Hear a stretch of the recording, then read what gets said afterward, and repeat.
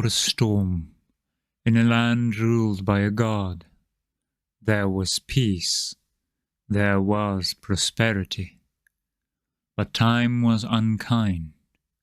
A storm raged over the lands and swallowed it whole. The world was lost to time. Now there is only sand and ash, the old god, long forgotten. But in a desolate place, there remains a mark of the old god, a mark of hope. The world as our heroes knew it is no more. The skies have turned permanently dark with black clouds and storms of ash. Cinders in the air and large swaths of the lands are scorched, and their fauna petrified. Creatures no longer seem to die, and their souls are trapped in between the living and the dead.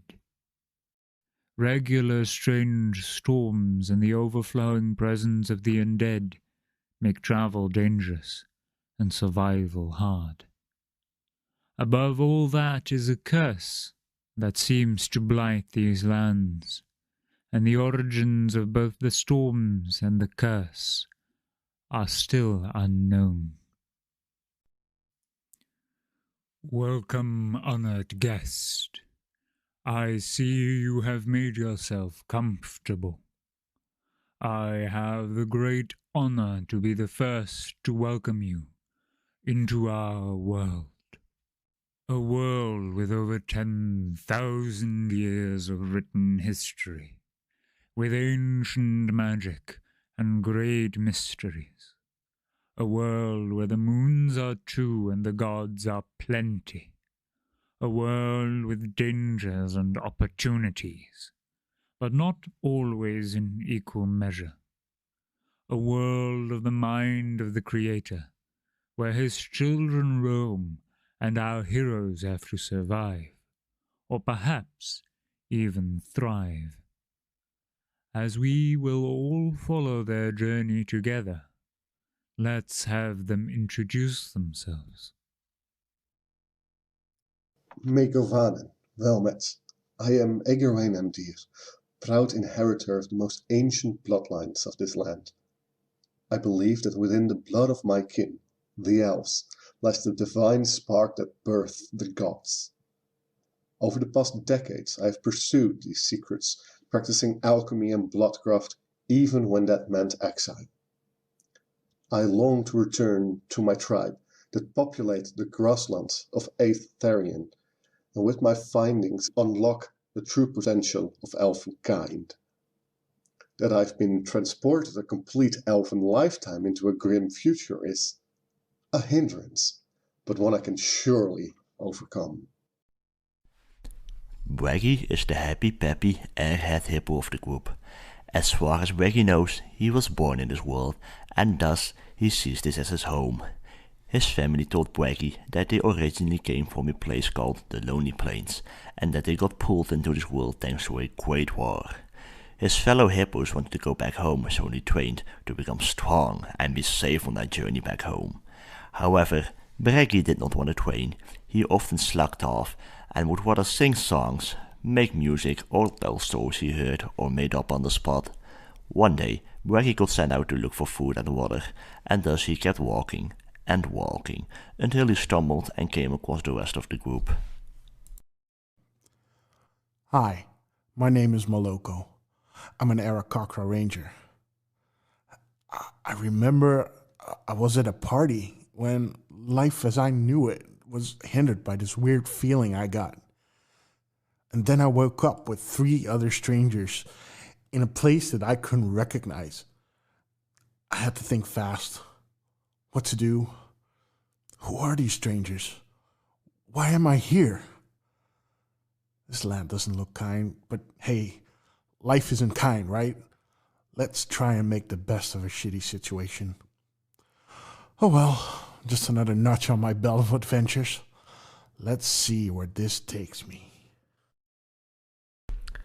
Hi, my name is Baron Stoneface. Sorry, was Baron Stoneface. It's Riz. I'm a librarian and was recently just putting some books away in my personal library when I spotted some of my dad's research. I haven't seen him in so long and I dearly miss him. The pendant he gave me has been cold and lifeless for years. I started tearing up a little bit, honestly. I tried to blink away the tears as I grabbed his notes, but as I did, reality started to warp? I saw my library, my home, and everything I had tear away, smear across my vision and dissipate. In a panic, I changed from my true form into the author, Baron Stoneface, a dwarf who wrote Enduring Polite Society, Table Manners for Dwarves. It's a great read, honestly. I woke up in a crater in a different world, with 3 kind strangers. My pendant was warm to the touch. What in Ayun's name is going on? In a time before a storm, in a land ruled by a god, there was peace, there was prosperity.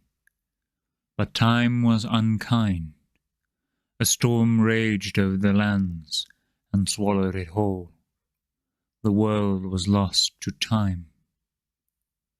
Now there is only sand and ash, the old god, long forgotten.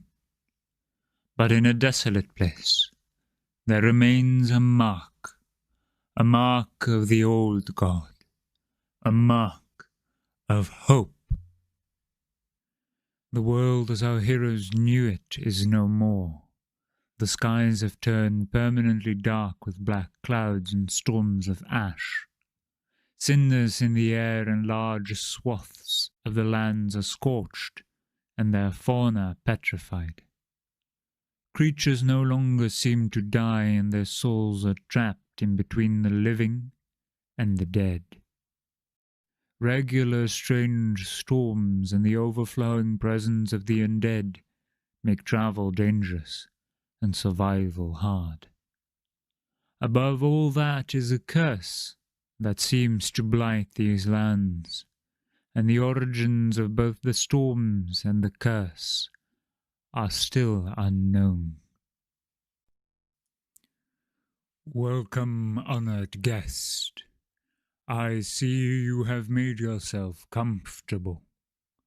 I have the great honor to be the first to welcome you into our world. A world with over 10,000 years of written history, with ancient magic and great mysteries. A world where the moons are 2 and the gods are plenty. A world with dangers and opportunities, but not always in equal measure. A world of the mind of the Creator, where his children roam and our heroes have to survive, or perhaps even thrive. As we will all follow their journey together, let's have them introduce themselves. Meegovanen, wel met. I am S01E09 They're, proud inheritor of the most ancient bloodlines of this land. I believe that within the blood of my kin, the elves, lies the divine spark that birthed the gods. Over the past decades I have pursued these secrets, practicing alchemy and bloodcraft even when that meant exile. I long to return to my tribe that populate the grasslands of Therian, and with my findings unlock the true potential of elfenkind. That I've been transported a complete elven lifetime into a grim future is a hindrance, but one I can surely overcome. Reggie is the happy-peppy airhead hippo of the group. As far as Reggie knows, he was born in this world, and thus he sees this as his home. His family told Braggy that they originally came from a place called the Lonely Plains, and that they got pulled into this world thanks to a great war. His fellow hippos wanted to go back home, so they trained to become strong and be safe on their journey back home. However, Braggy did not want to train. He often slacked off and would rather sing songs, make music, or tell stories he heard or made up on the spot. One day, Braggy got sent out to look for food and water, and thus he kept walking and walking until he stumbled and came across the rest of the group. Hi, my name is Moloko. I'm an Arakakra ranger. I remember I was at a party when life as I knew it was hindered by this weird feeling I got. And then I woke up with 3 other strangers in a place that I couldn't recognize. I had to think fast. What to do? Who are these strangers? Why am I here? This land doesn't look kind, but hey, life isn't kind, right? Let's try and make the best of a shitty situation. Oh well, just another notch on my belt of adventures. Let's see where this takes me. Hi, my name is Baron Stoneface. Sorry, was Baron Stoneface. It's Riz. I'm a librarian and was recently just putting some books away in my personal library when I spotted some of my dad's research. I haven't seen him in so long and I dearly miss him.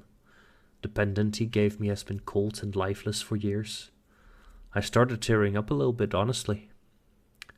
I tried to blink away the tears as I grabbed his notes, but as I did, reality started to warp? I saw my library, my home, and everything I had tear away, smear across my vision and dissipate. In a panic, I changed from my true form into the author, Baron Stoneface, a dwarf who wrote Enduring Polite Society, Table Manners for Dwarves. It's a great read, honestly. I woke up in a crater in a different world, with 3 kind strangers.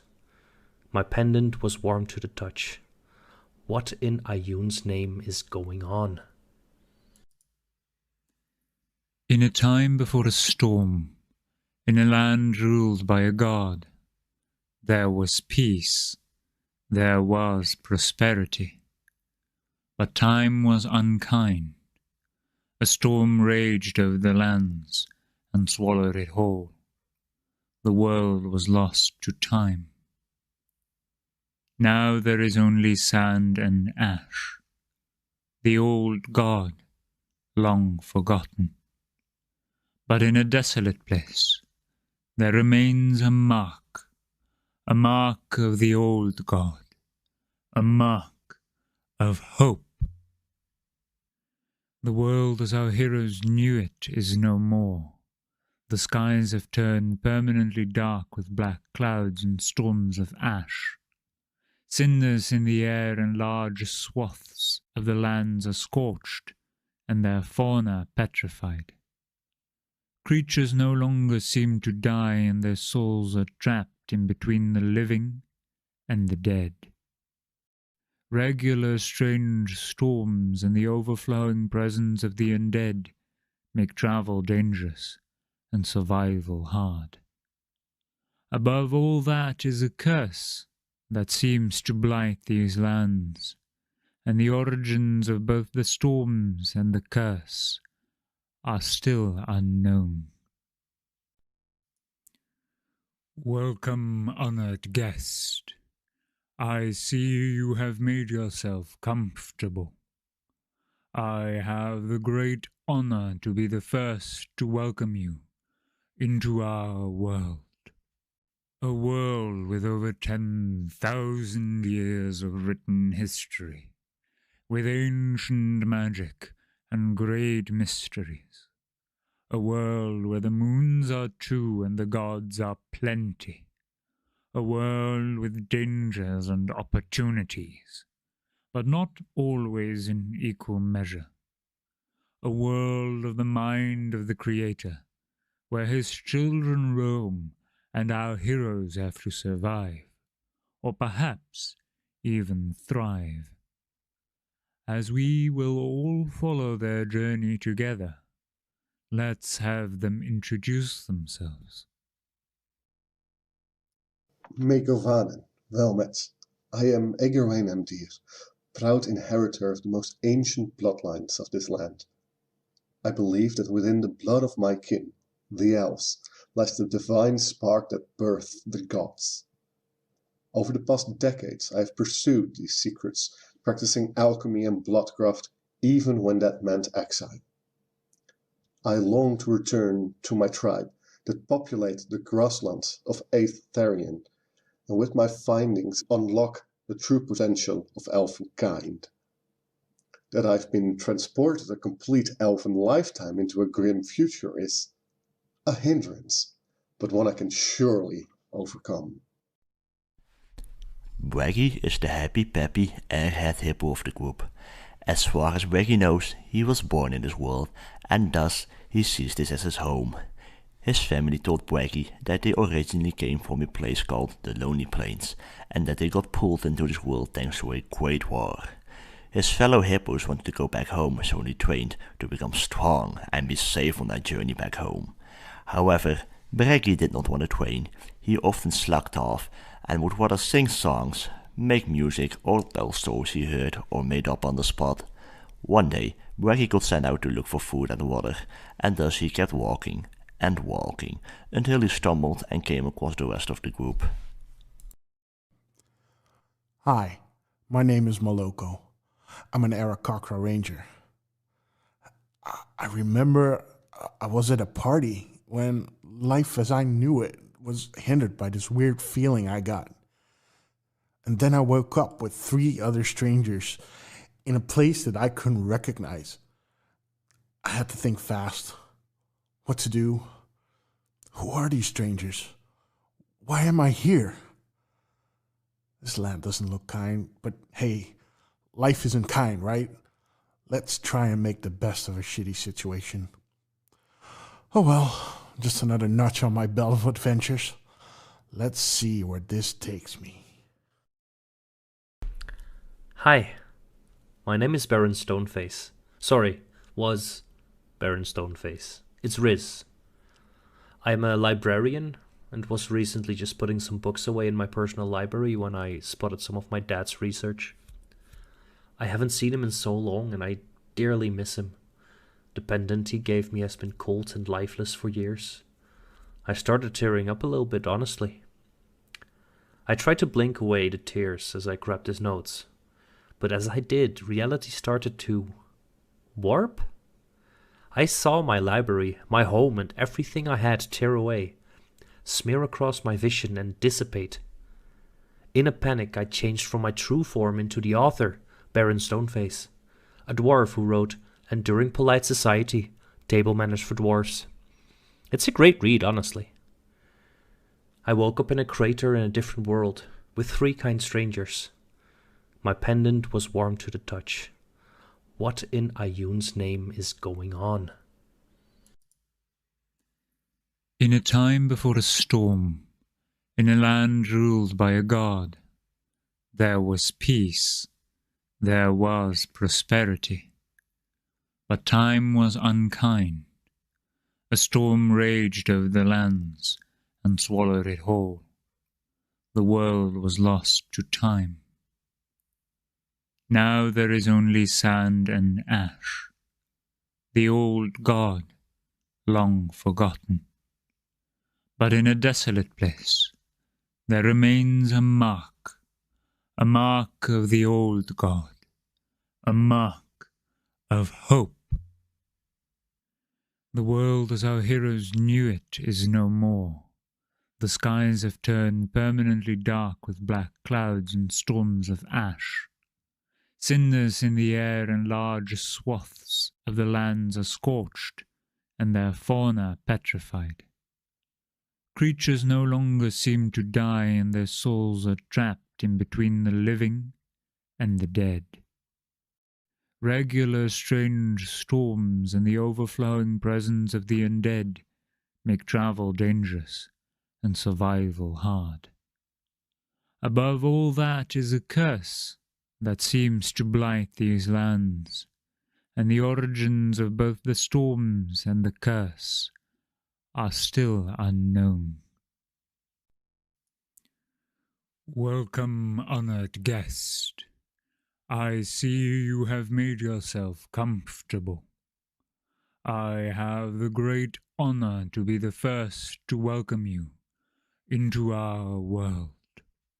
A world with over 10,000 years of written history, with ancient magic and great mysteries. A world where the moons are two and the gods are plenty. A world with dangers and opportunities, but not always in equal measure. A world of the mind of the Creator, where his children roam and our heroes have to survive, or perhaps even thrive. As we will all follow their journey together, let's have them introduce themselves. Meegovanen, welmet. I am S01E09 They're, proud inheritor of the most ancient bloodlines of this land. I believe that within the blood of my kin, the elves, lies the divine spark that birthed the gods. Over the past decades, I have pursued these secrets, practicing alchemy and bloodcraft, even when that meant exile. I long to return to my tribe that populate the grasslands of Therian, and with my findings unlock the true potential of elfenkind. That I've been transported a complete elven lifetime into a grim future is a hindrance, but one I can surely overcome. Reggie is the happy-peppy airhead hippo of the group. As far as Reggie knows, he was born in this world, and thus he sees this as his home. His family told Braggy that they originally came from a place called the Lonely Plains, and that they got pulled into this world thanks to a great war. His fellow hippos wanted to go back home, so they trained to become strong and be safe on their journey back home. However, Braggy did not want to train. He often slacked off and would rather sing songs, make music, or tell stories he heard or made up on the spot. One day, Braggy got sent out to look for food and water, and thus he kept walking and walking until he stumbled and came across the rest of the group. Hi, my name is Moloko. I'm an Arakocra ranger. I remember I was at a party when life as I knew it was hindered by this weird feeling I got. And then I woke up with 3 other strangers in a place that I couldn't recognize. I had to think fast. What to do? Who are these strangers? Why am I here? This land doesn't look kind, but hey, life isn't kind, right? Let's try and make the best of a shitty situation. Oh well, just another notch on my belt of adventures. Let's see where this takes me. Hi, my name is Baron Stoneface. Sorry, was Baron Stoneface. It's Riz. I'm a librarian and was recently just putting some books away in my personal library when I spotted some of my dad's research. I haven't seen him in so long and I dearly miss him. The pendant he gave me has been cold and lifeless for years. I started tearing up a little bit, honestly. I tried to blink away the tears as I grabbed his notes, but as I did, reality started to warp? I saw my library, my home, and everything I had tear away, smear across my vision and dissipate. In a panic, I changed from my true form into the author, Baron Stoneface, a dwarf who wrote Enduring Polite Society, Table Manners for Dwarves. It's a great read, honestly. I woke up in a crater in a different world, with 3 kind strangers. My pendant was warm to the touch. What in Ayun's name is going on? In a time before a storm, in a land ruled by a god, there was peace, there was prosperity. But time was unkind. A storm raged over the lands and swallowed it whole. The world was lost to time. Now there is only sand and ash, the old god, long forgotten. But in a desolate place, there remains a mark of the old god, a mark of hope. The world as our heroes knew it is no more. The skies have turned permanently dark with black clouds and storms of ash. Cinders in the air and large swaths of the lands are scorched, and their fauna petrified. Creatures no longer seem to die, and their souls are trapped in between the living and the dead. Regular strange storms and the overflowing presence of the undead make travel dangerous and survival hard. Above all that is a curse that seems to blight these lands, and the origins of both the storms and the curse are still unknown. Welcome, honored guest. I see you have made yourself comfortable. I have the great honor to be the first to welcome you into our world. A world with over 10,000 years of written history, with ancient magic and great mysteries. A world where the moons are two and the gods are plenty. A world with dangers and opportunities, but not always in equal measure. A world of the mind of the Creator, where his children roam and our heroes have to survive, or perhaps even thrive. As we will all follow their journey together, let's have them introduce themselves. Megovanen, welmet. I am S01E09 They're, proud inheritor of the most ancient bloodlines of this land. I believe that within the blood of my kin, the elves, lies the divine spark that birthed the gods. Over the past decades I have pursued these secrets, practicing alchemy and bloodcraft even when that meant exile. I long to return to my tribe that populate the grasslands of Therian, and with my findings unlock the true potential of elfenkind.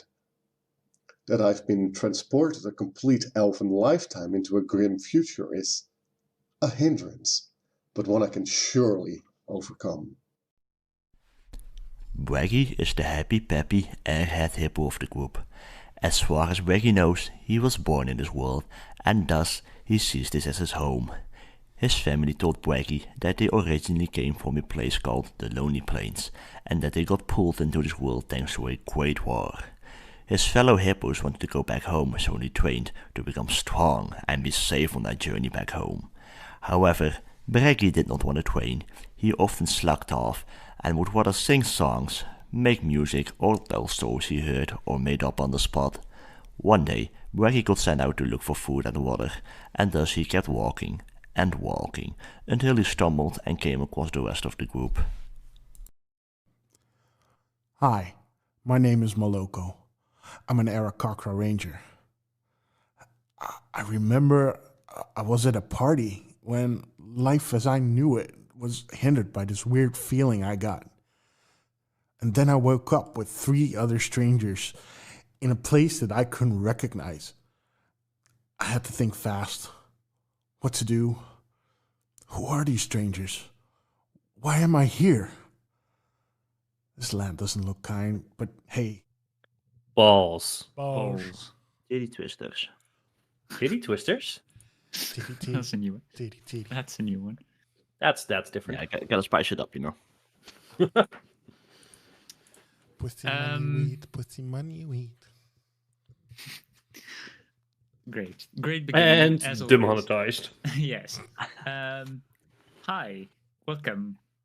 Let's see.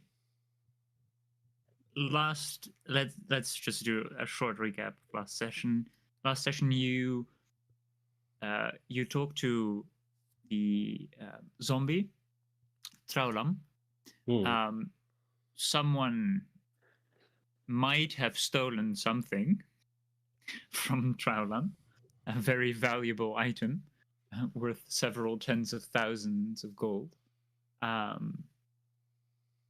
which made you want to leave as fast as possible in a hurry, after which a certain hippo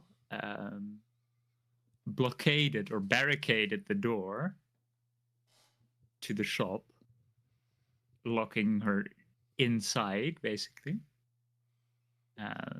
You made your way after first accepting a little quest from her to deliver a small box, an ornate little box to a barkeep.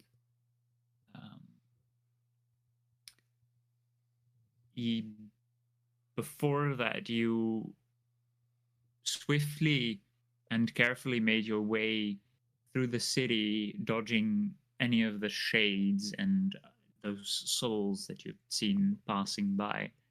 But some of you were too exhausted to continue, and you sought a place for rest. Sorry. The bird was the first one to. Oh no! It was the hippo just fell prone on the floor, on the ground floor of a building that you had seen that was relatively safe, or you'd assume to be safe. After which the bird jumped into a single bed that was the last thing remaining within this building, which suddenly had teeth and shut very forcefully, trying to gobble the bird in its entirety. A mimic bed had taken hold of the bird. You managed to defeat it relatively quickly and without too much danger. After which you finally were truly able to take a rest. Some, the elf mainly, remained vigilant of the soul that was left by this odd mimic, slowly managing to disperse it, or at least remove it from the premises, after which a very swift long rest was had, taking about an hour of meditation. That's right, I speedrun sleep in the game too. Exactly. You all woke up well rested and no longer completely or no longer partially exhausted. You made your way to a fort which had been barricaded by rubble, and only a metal door remained visible, and as the only entrance, you knocked on it. You spoke to the commander of this fort, a copper dragonborn, who was well dressed and unlikely to have really fought in recent times. His armor seemed too clean, but there were quite a lot of wounded, and as repayment for healing the wounded, you received a pearl worth enough for a certain spell. Yee. He pointed you to to the location of the barkeep, which was at the other side of the plaza in front of the fort, and he offered you more rewards if you could claim some remains of undead or enemies within, or find any sort of information so that he could report to his superiors that he had done a good job. Did he help me remember, DM? Did he specifically want us to hunt proof of undead? What was the deal there? Any form of remains. He specifically spoke of shades, or what are they called? Shadows drop their, or a form of orb, which is called the shadow, the heart of the shadow, which is a remnant of an undead, and this could be used as proof of killing an undead, or at least removing an undead. Can't really kill that which is already dead, but it would be proof of conquest. So those kinds of things, anything that could be seen as proof of vanquishing enemies. You went to the bar, completed the quest that Tralan gave you. Some of you were highly suspicious of the barkeep, thinking that they might have been some kind of succubus or other demonic creature. But she turned out to be a mercenary that had assumed a persona to investigate a lost troop of companions of hers. And that is where we left off. I think we left off right after a long rest, or like while we were drinking and chatting with her, right? Technically, you left off whilst going for a long rest. So I would say you've had your long rest within this tavern. I would like to go up to Agarwin, I would say. Yes. I was wondering, and I tried to do this kind of stealthily without specifically. Oh fuck! I forgot her name. Cecil? Cecil? Yeah, Cecil. Without her knowing or noticing. Do you think this is a safe-ish place where we maybe could drop off our friend for a little bit? If she's awake and willing. She's still on my back. Has she stirred at all in the meantime? No. Oh god. She has not. Is she starting to smell? No, she's just Oh, bones. she's bones, right. Yeah, she's just bones. Do we think we should check up on her in her room, maybe? I think perhaps we should investigate a little further. These are strange surroundings to me. Finding people that are alive is concerning somewhat to me, and it's very easy, very, very difficult to immediately go into trustworthy stance towards them. Yes, but do you agree that it's not really a good idea to bring her into combat? We know we're about to hunt monsters. Oh, that's true. She's basically part bone, mate. Do you think she's lonely being only bones? Oh, Jesus, you scared me. Oh. Hi. I don't know if she's lonely. Maybe we can ask her if she's awake, but is it a bad idea to bring her out now? Becky didn't ask. Becky's already taking like the 3 corpse worth of bones that he has in his backpack for some reason. Now they're like, look, now she's not alone. No, Just putting them on the table? Yes. In for a penny, in for a pound, I guess. Cecil? Yes. I kind of want you to meet someone. Don't freak out. You already have a friend that's undead, so I'm thinking it might be not too big of a shock. And I slowly take off my cape, or the cloak of the Fae, to reveal Bones, Lydia. Oh my! Does she Yeah. not have a lower body? No, she was not even hands when we met her, but we found her hands for her in her arms. Oh, interesting. She's been sleeping for a while, and I'm starting to get a little bit worried. I am no healer. No, I know. I'm not saying that I think you can help with this, but also I don't want to bring her into battle because she's not a fighter, I see.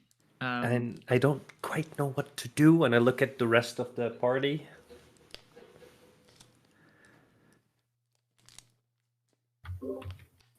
Becky's awkwardly waves. Hello. this is Gwendolyn, and this is Francesca, and this is Bob. Oh right, and this is Lydia. And I am Agarwin, but we've been introduced. Yes, we have been. We have even played a round of poker, which was very fun. I don't quite. You can certainly. I can look after them. Are they also all alive? Pointing at the bones that Braggy has turned up out of his bag. It's not they. It's Bob, Francesca, and Gwendolyn. They have Yeah, names, okay? But are they alive? Like a hand puppet. He picks up one of the skull, but like puts his hand aside.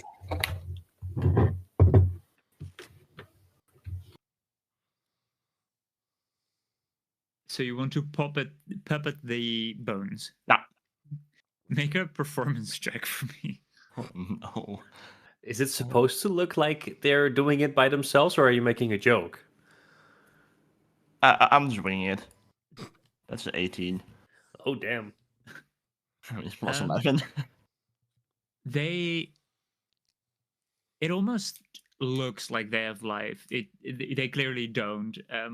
Most of them are just like loose bones. They're not even connected. Right. But you juggle them around, and it makes it is an interesting performance. It's visually quite stunning, but it's not convincing that they're alive. Oh. Oh, you tried, buddy. You did your best. I But put your them best back in wasn't my. good enough. I put them back in my backpack, I guess. Lydia is actually, well, not quite alive, but undead, if you will. At least she was, and when we left where we came from, she started to not react to anything anymore. But she wasn't safe where we came from anymore, so we just took her in the hopes of being able to help her. Is there somewhere around here with Lythander? Right. No, there are not really many active churches anyway. I don't know if you're really if you're practicing any kind of religion. A little It's bit. been I do. well, I don't quite know where you're exactly from, but there are not a lot of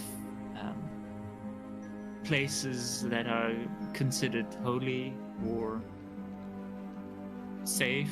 So very few people believe in the protection of the gods.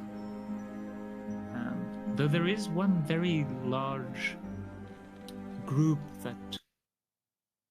that are very fervent followers of the Storm Lord, but Yeah, we've heard about them. No, we're looking for the Morning Oh. Glory guy. yeah, well, Lathander, I don't think there are many places where his beliefs are spread. or practiced. I try to gently wake up Lydia in any way. I put her on a table and just try to nudge her awake like you would a baby or someone who's sleeping very soundly.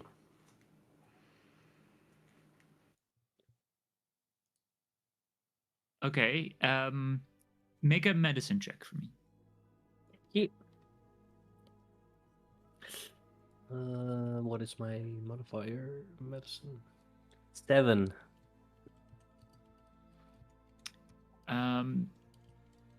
You shake. It's not quite effective, Mm-hmm. and you look over her, her remains, her body. She seems to be in some form of stupor, like she's not just sleeping. She's really gone. Yeah, Almost, she's like in a coma. Yeah, and the only reason why you would think that she's in a coma is because she hadn't suffered anything, but because she's just bones, she feels very lifeless.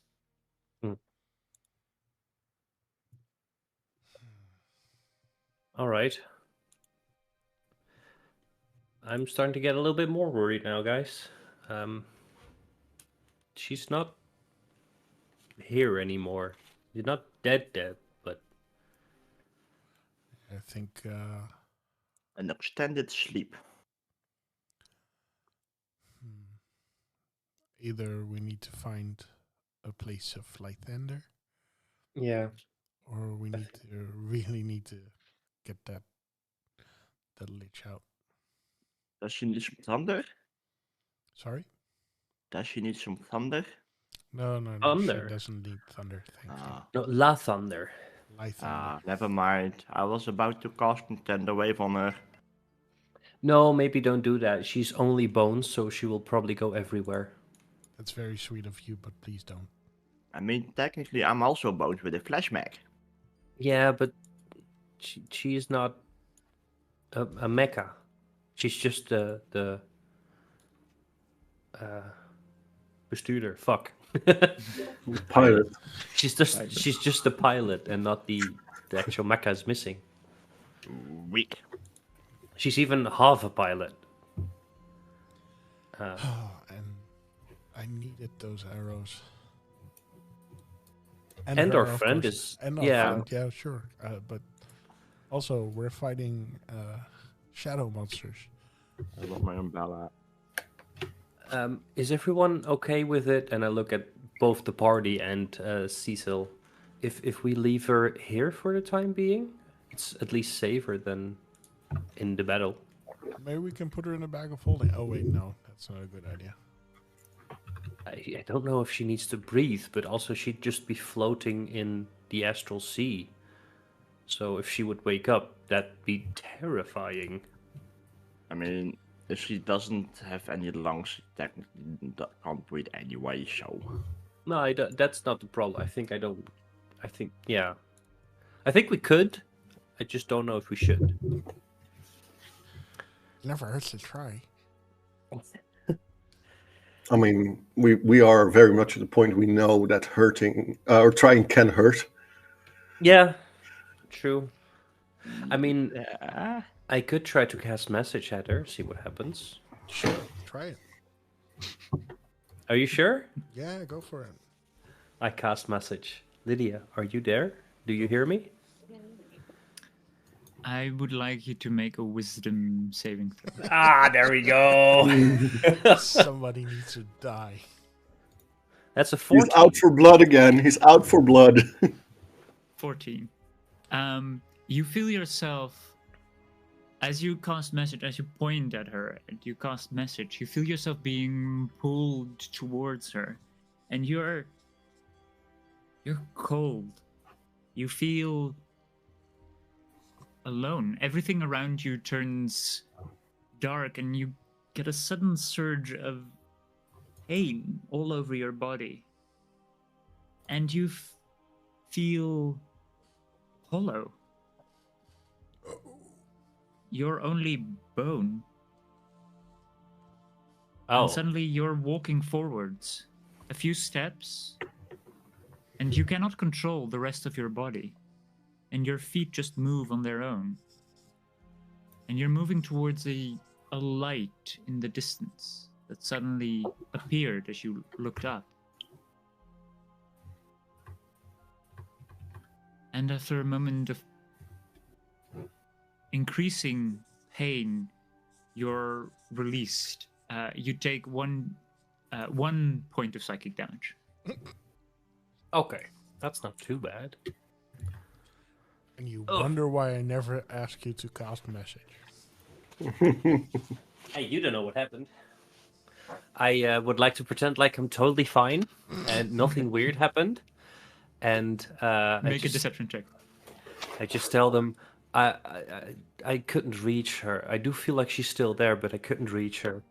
And I'm so deceptive that you can immediately tell that his nose starts to bleed a little bit because he rolled a natural 1. And Sure, nothing happened, huh? and Whilst you can he almost was gone, yeah. his body was also vibrating heavily, and suddenly, indeed, drips of blood come from his nose. And you can just by looking him in the eye, you can almost see his vertigo while he's trying to stay stable but doing a really shitty job for just a couple of seconds, and then he's back to normal. Looks like that really went well. I mean, I feel okay. That's not. I do, but I felt cold and very alone. It was not a nice place in there. And gee, and you only cast message. Wow. Yeah. Make a wisdom check or a religion check. That's gonna be a religion check then, because that's a +6 instead of a +1. Religion. Wait, is it a +6? Technically, you could make this with advantage because it's concerning undead. Oh, she's a true. Thank you. Oh, that's really good. That's a 16 +5, so 21. You have read of this happening, or that this can happen.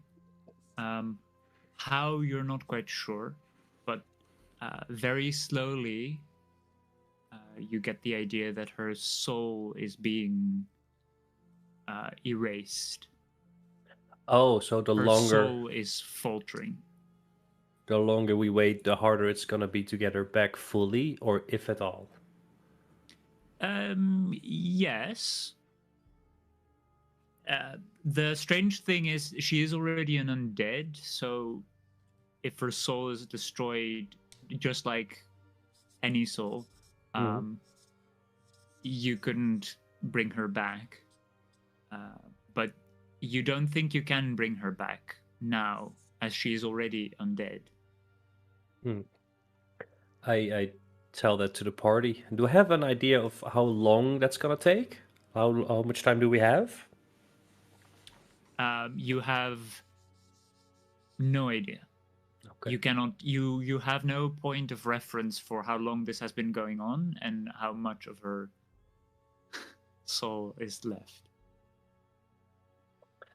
All right. So I tell this to everyone, and I think we're losing her fast. Just don't know how fast. Okay. So we've lost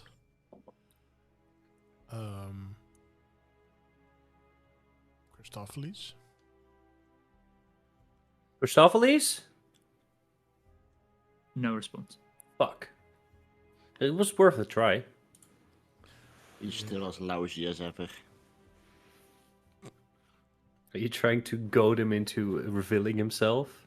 No. I mean, you're right. He's just a little bitch, and I start looking around for him. It's the worst lich ever. No response. Yeah. Maybe the first. Definitely Just to be sure. the worst. Just to be sure, I was joking. I don't know about them, but I was joking. I'm not. You bitch. There is no response. No. This feels like thanking your Alexa just in case for the Yeah. AI uprising.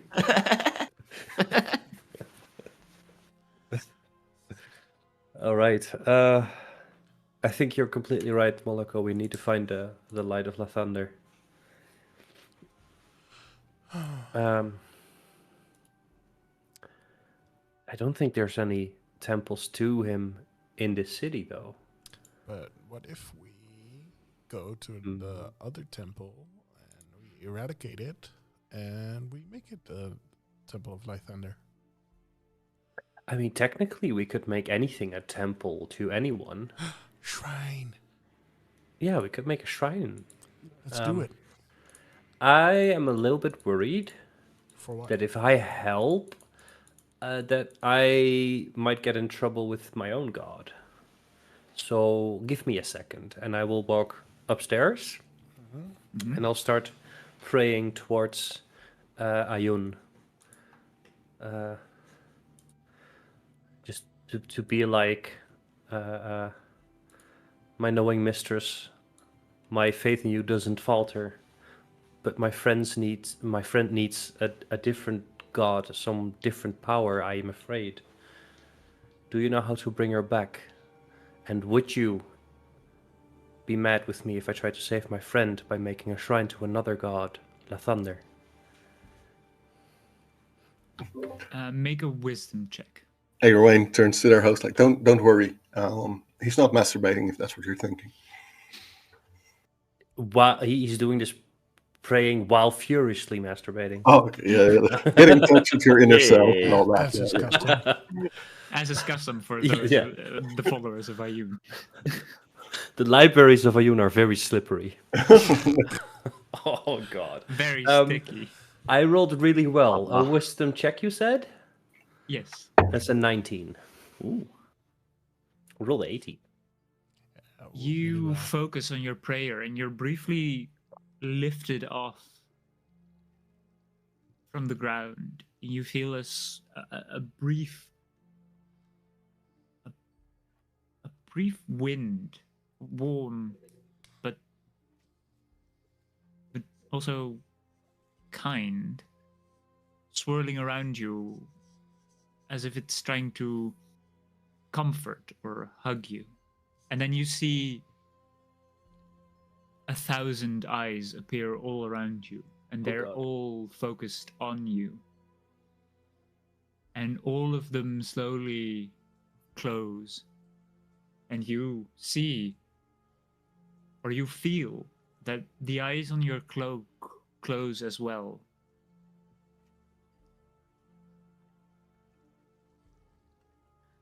Oh, I don't know if that's good or bad. That's good. They're not watching you. That's true. Huh. I will not forget this. Thank you. And I'll be right back. No worries. My mistress.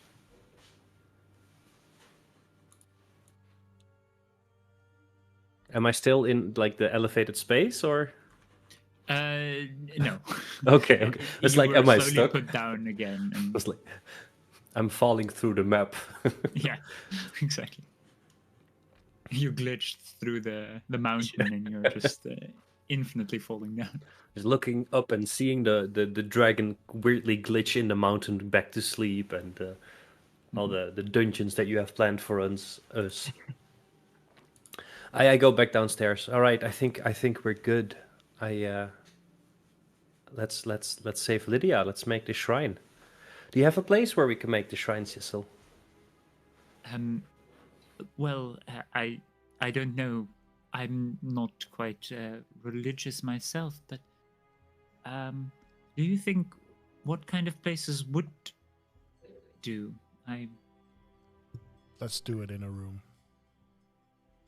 Yes, but one that we light up. I mean, Lathander is the god of light. The morning light. Well, the god of birth and rebirth.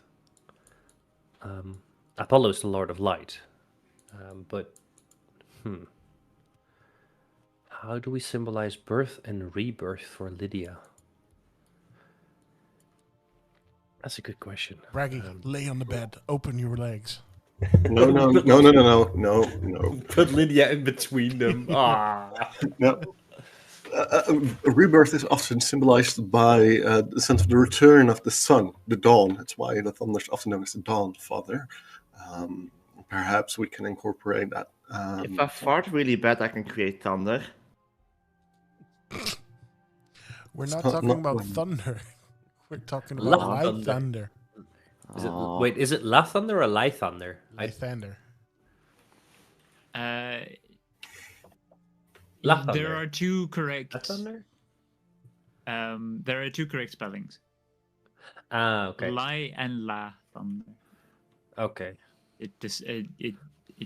It's talking about the same god, but there are different spellings, and there are also, as Egwene pointed out, there are different monikers to most of the gods, but definitely to Lathander.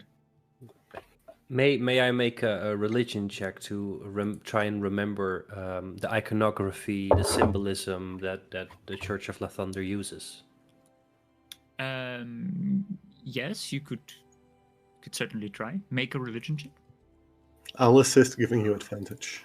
Ooh, it's already an 18, but this... Oh yeah, and the other one's an 8, so it's an 18.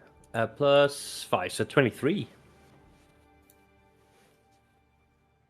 It is hard to pinpoint all of its various appearances. Lathander is known to be one of the most powerful of the gods, simply because his domain is almost all-encompassing. Everything has a beginning, and Lathander is revered widely for the ability to heal, to maintain the souls, to give rebirth to those who have already passed. One of the most prevalent ones that you would know from the research from your father would be it's odd, you don't quite know how to call it. There was no name to it, but there was a symbol of it. They are two twisted branches that twist into one single flower, and above the flower is the half of a sun, and on the other side is a heart. So it's I don't know if I have picture here.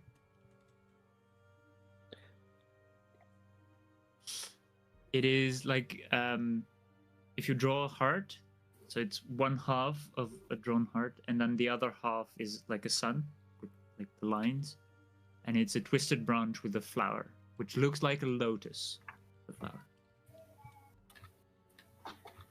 The reason for that is considered to be the flower, the half open lotus, is considered to be the beginning of life. But also the flowers of the lotus are known to be guides to the realm of the dead. Okay. You don't know the exact reason why there are branches. The sun is quite obvious. But prevalent in the symbolism. Yeah. Okay. Oftentimes, there are also depictions of clouds, a clouded sun. Why? You don't know, but there have been mentions. Doesn't feel like the vibe we're going for. I will draw the branches going into the flower with the half heart, half sun. as best as I can remember it, and show it to the rest. I think we should maybe draw this into the wood if Cecil is okay with it. We can pay for it if we do any damage to your rooms. Well, to be honest, there is not really anyone who uses the rooms. I can spare you one. That's so kind of you. Thank you. And I think we should maybe make this on the ground and then put a torch or a large candle in the place of the sun. Also make sure we don't burn down the tavern, but what do you think? Any other ideas? Nope, let's do it. Cool, we do it. I'm fine with it. And then I carefully, like after we make that iconography and light the candle, I put Lydia in front of it, or near, like bathing in the light of the candle, and just make a little prayer. Okay. And You need some background music with that, with the prayer? that'd be great. Yeah, do you know any songs about Lathander or religious songs in general? No. Just give me what you got. And I will pray specifically to Lathander, but also very clearly end the prayer with "Thank you, my mistress. My focus is back on you," as I open my eyes. Okay. I'm just playing AC/DC. Okay, you want to play Thunderstruck. Yep. Not Thunderstruck. Yeah, the Thunderstruck. Okay. I would like you to make a wisdom check with disadvantage. Disadvantage. That's a 12. You pray and you feel as if your prayer cannot reach. It is an endless void.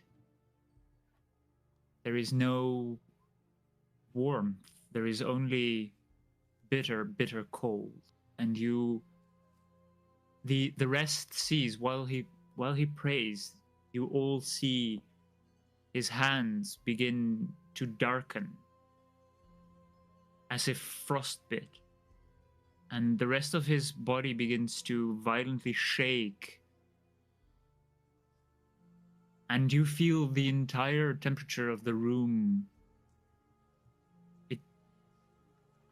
It drops suddenly and steeply, like it's getting ice cold in here.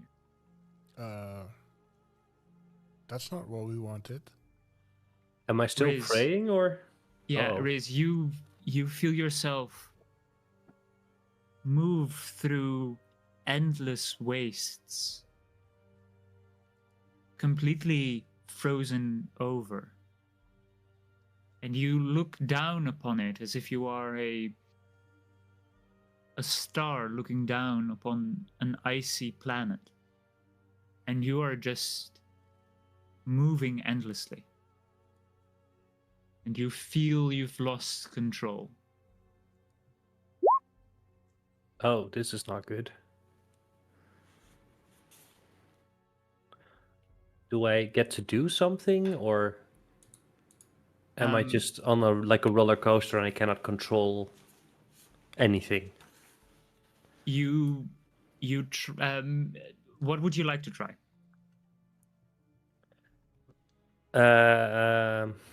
That's a good question.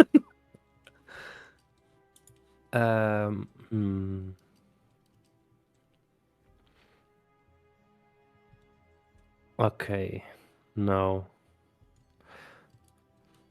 There's no way that the Eye of Ayun can help me here, because that's very creature-based.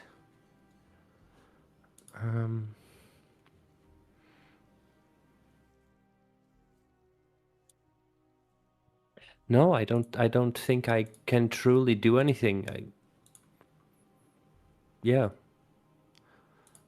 Pray to Ayun to help you. I mean, I'm ending the prayer on Ayun and thanking her. But this is still during the prayer. I kind of look up and I realize I'm floating in an ice world. This is after the prayer finished. You felt yourself being pulled into this, first into a void, and now you're just looking down upon endless wastes, completely frozen over.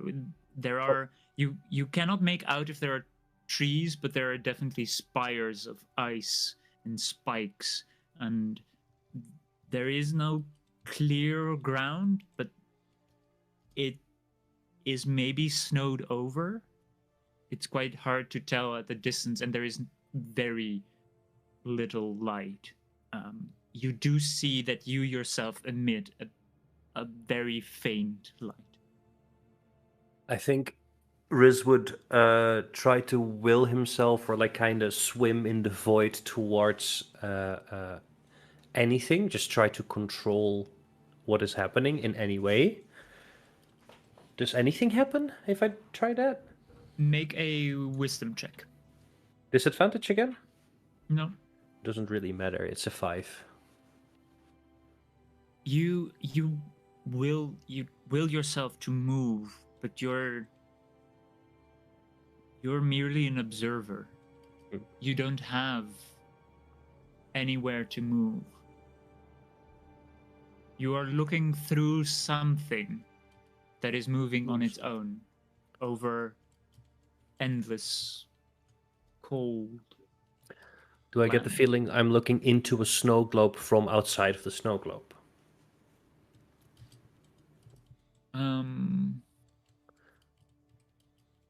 You're not quite sure what you're exactly looking at, but it could be a world, your world. It could be a different plane, but you're not in your own body. You're observing from someone else's perspective. Oh, so if I look at my hands, I don't see my hands. You don't see anything. Cool. You only see whatever you're. Am I? Do I get the Whatever feeling it is I'm looking at. observing what Lydia is observing? Am I currently in the place where Lydia, are you there? Do you hear me? There is no response. I start praying to Ayun. Keep me in the knowledge of keep me in your warm embrace. Help me in your knowledge. Where am I? How do I get back to my friends? Keep me safe. This is odd. You've never felt so Alone? distant and alone. There is no response whatsoever. I immediately try to cast the Eye of Ayun. Does anything happen? It fails. Fuck. The rest you see as slowly, from nowhere, ice just starts to creep up on the sides of Riz as he's praying. His legs and slowly his also his from both sides, so from both his head down and his feet up, he's beginning to freeze over completely.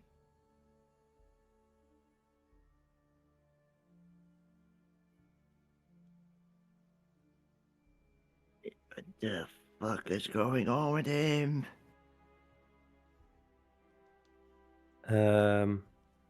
I would Yes. cast a cantrip to see if magic works. We might need to really quickly take a break. Okay. I don't know what the effect would be of the stream. Because of Yeah. The BRB? Okay. Yeah. I think it would be a good time then to have a little pee break. Just go to the quick what do you call that? The screen that we have before we start. Starting screen. That one. Thank you. Yeah. I'm sorry. I kind of just assumed when I read I have to leave the call for a second. I just assumed it was you, Garwin, Oh, wow. because children and So- stuff. So I was like, that's fine, nothing. So if we can put it on the start screen, I need to have a small break. I could use a small break anyway, personally. I know we just started, but still. Yeah, it might be just a good idea to just quickly take a break. Okay. I will mute myself just in case we do not go to a start screen, because I think Moloko is the one who controls that. Yeah. I'll be right back then, I guess. Oh, it's okay. Okay. What do we do, DM? We Okay. weep in silence. We continue and we break later. We continue. Okay, got it. Okay, we continue. Does my cantrip do anything? Um, I would say mage hand. let's Probably, 'cause recap. What did you Yes. do? I try to cast. Let's say I cast mage hand. It's just to try and see if any magic works, or if it's just really just magic. Nothing happens.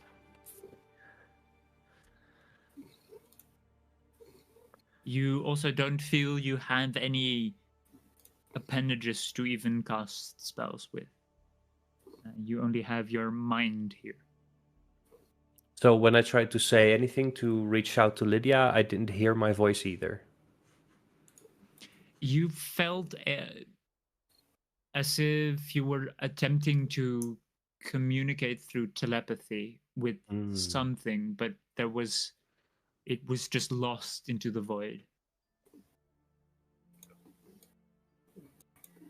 Oh, so I didn't lose my blood. That's good though. While trying to cast the eye. No.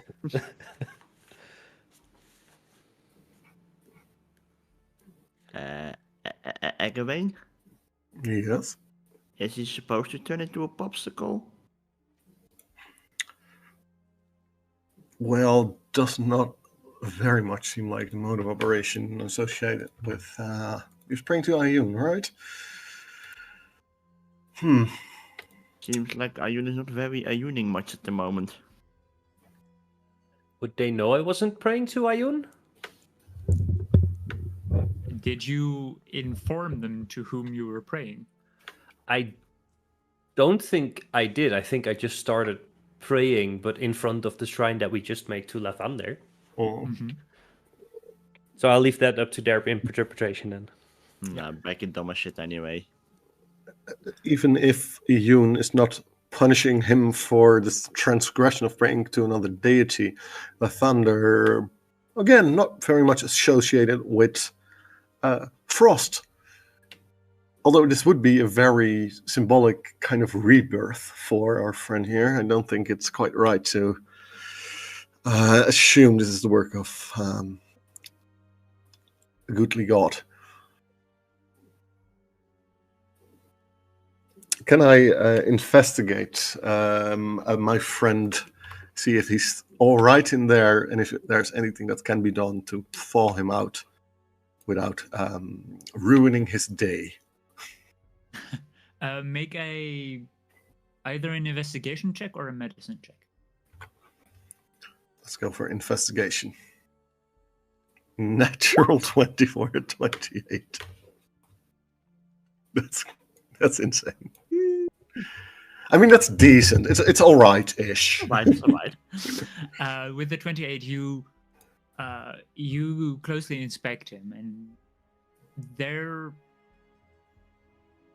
his body is being connected to a place where his mind is currently residing. You immediately notice that there is no actual living thing in him. His soul is not present.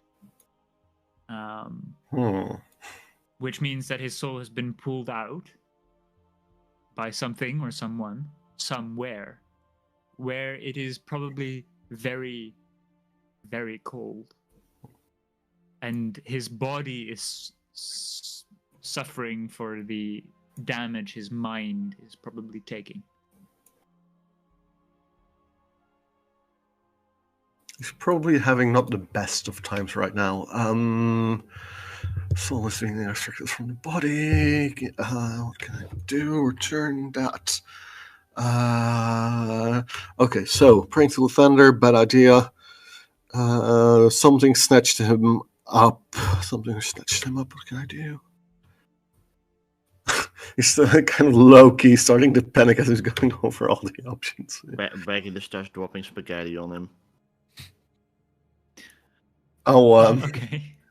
I'll produce a set of alchemist supplies and start experimenting with several different options to treat the skin, so that I at least will be able to potentially free his mouth, which is going to be important when he comes to, but still got to figure out a way to determine where his soul is at.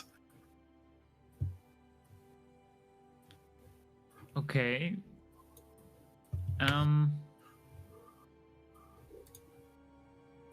How exactly would you like to determine?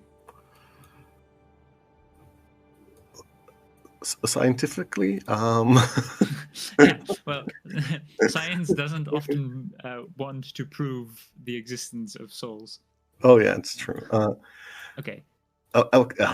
This During that, is knowledge. This is knowledge an elf with about a 20 intelligence would have, but this guy does not. Okay. I would like you to make a religion check for me. And in the meantime, I hear that Moloko would like to make a fire. I would say that that's pretty easy to do. You probably have a tinderbox and some paper or other things to start a fire. An important question: is his like elbow already like having severe frostbite, or is it still bendable? His elbow? Yeah. Well, his hands are currently clasping each other, I think, for the prayer. But the elbows are, well, his hands are pretty much blackened. His arms still look like the pale changeling skin, but you're not quite sure if they're movable. Well, he's not moving and doesn't seem to be present anyway. Back, he's gonna try to unclutter his hands and try to stick his finger in his nose. Okay. I would like you to make a dexterity check with disadvantage. Oh no. Dex. That's a 7. Okay, you grab his arms and you try to peel his fingers loose so that his hands are open so that you can move them. And you suddenly feel that your hand is stuck to his arm, as you have been frozen to him. And you see the left, you're currently holding his left hand or arm, and his right hand, the fingers break off of it as they were thoroughly frozen. And most of the fingers on his right hand are just drop on the ground as you try to peel it off from his other hand. Uh-oh. I would say Egwene and Moloko definitely notice this happening. Do I after the notice fingers anything? fall. No.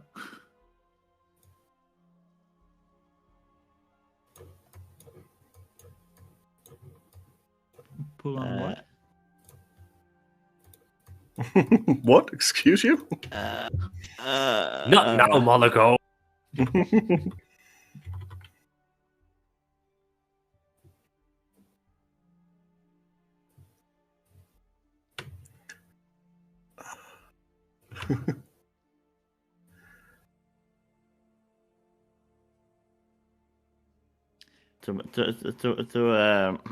To elaborate on that a little bit, I think.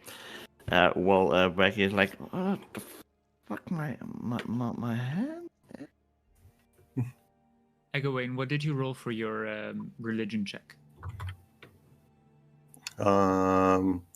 It's not something not quite known yet because I'm struggling to even find religion on my sheet. Oh, D&D Beyond the Age of 7. You do not fully grasp where his soul could have been pulled to and how you're going to have to bring it back, but you do perhaps know of a way to thaw the ice. Fire may help, but fire can be a bit too hot at times. But you're quite certain you can make a concoction that can just ease the ice away in a less harsh way. Yeah, kind of like hot water, but more like warm water. Yeah. Hey, actually, what are you trying to do? Considering my options, I feel like perhaps there would be a way to heat him up. Oh. You also have potions that might invigorate and help heat him from within. Heating from within. I do have an elixir that would increase his metabolism quite a bit. So if we can uncover his mouth, I can give him. It's an experimental elixir. We can see if that works. I can apply some oils as well. Be an interesting endothermic react. I have a trick up my sleeve as well. Anyway. Sorry. I go. I also, these fireballs I've been sending out. I have been experimenting kind of with making it stationary. Wait, let me show you. What better heat source than one that's fully under my control, right? I will proceed to cast flaming sphere. Make a nice stationary, very hot orb of fire erupt, manipulating its energy like it's my own blood drawn forward, swirling up in a circle. I'm manipulating, and then it suddenly bursts into fire. Wait, what? Hot water was too hard? Yeah. Oh god. Becky has another idea. Not sure if this is gonna like it though. What is your idea, Raggy? Well, I do kind of have to pee, but I'm kind of stuck to him. You think I should just pee on my hand to see if I get loose? Oh, yeah, I would do that, definitely. Okay. There's absolutely no harm in trying that. No, just pee on now I guess this Braggy starts peeing on the part where he's stuck to. Okay. Haters gonna roll a hate. d20 for peeing. For gonna- aiming your P20. piss. A P20, if you will. D20. Haters 10 gonna exactly. hate, lovers gonna Okay. love. I don't even want None of the above. I want to piss on you. Yes, I do. I'll pee on you. I'll piss on you. Most of your piss does not reach your hands. It's quite up high, but it does reach Riz's body. I will move the flaming sphere to have the heat beam off it at a comfortable distance as I start looking for other means to thaw out my friend that do not include Urinating. Ruining his good shirt. Don't you have prestidigitation? And since it's morning, I think I still have to pee as well. Can I try to pee on him? Sure you can, but Moloko, you with your best perception of 16, you see that the flame that you've started, strangely, the flame itself is also starting to go dark.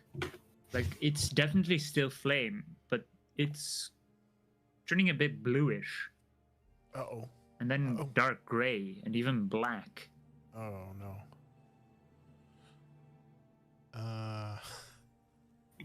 Wait, what? Someone's altering my blood? Turning my flames black? Not your flames, the fire that Moloko started. A natural fire, okay. Yeah. Okay. Well, I still want to pee on him first. Yeah. With your 17, you successfully managed to pee. Where do you wish to pee on? What parts? Where the hippo is connected to the piss bone. Okay. I would like Braggy to make another dexterity check with advantage. What? Advantage. Dexterity. It's a 9. You managed to peel some of your fingers after the heat that has come from Moloko's piss. You managed to also, this is a bird that pisses normally, normal piss, I assume, not just the bird kind of. No. Gooey, Okay. kind of. After Moloko's piss warms your hand a bit, you manage to pull loose a couple of fingers, but you're still somewhat stuck to Riz's hand. Blow on it. Or use your tongue. Yeah. That's a good idea. I don't want to get my tongue stuck. But the heat of the tongue is going to melt the ice. I'm just, like, gesturing my hand to move the orb of fire a little closer. Okay. You move the orb a little closer, and you notice it does give off heat, but it is very faint. It's something is definitely fighting against the fire. And it's not, it is counteracting, and it is stopping the continuation of the freezing. But it's not thawing at all. It's in a standstill. Like it's equilibrium. Yeah, it's in an equilibrium. It's neither getting colder nor is it really getting warmer. There's also this weird thing with my flames. As you can see, it is turning. Yeah. But I forgot your name. Bar Lady, are you still here? Are you watching this? Cecil is not in this room currently. Cecil! So screaming Where her you name. at?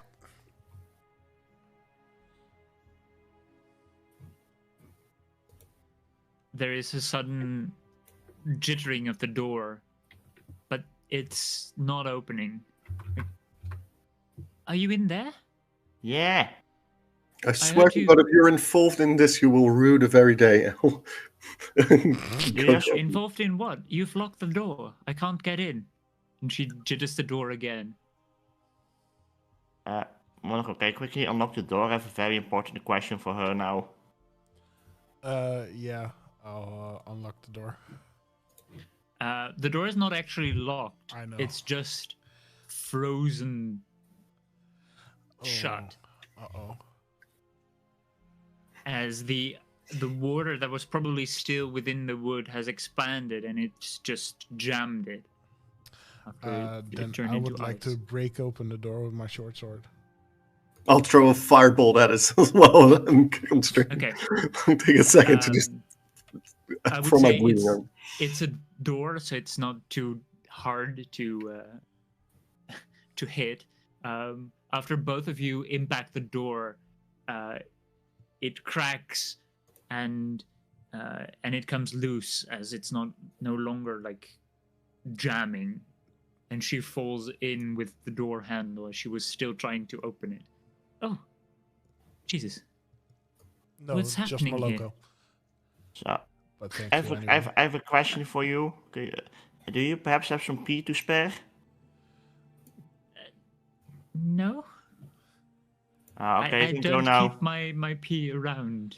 Maybe you- maybe you can do you need to urinate in pee? a glass and throw it over it. We need warm water. Don't mind them. I'm kind of stuck, but for some reason pee seems to work. It's quite cold in this room. What happened?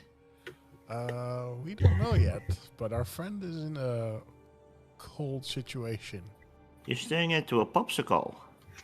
I see. and even the fire is not working. Fire's turning black. People are freezing. I'm suspecting inferno influence, or perhaps the very essence of the shadow plane influencing someone reaching out to Lathander. Shadow, Dawn, kind of opposed to each other. Many explanations. Doesn't matter right now. We should see if we can help our friend get out of this pickle. So warm water? Warm water, please. Okay, I Okay. can certainly get some. And she runs downstairs towards the kitchen.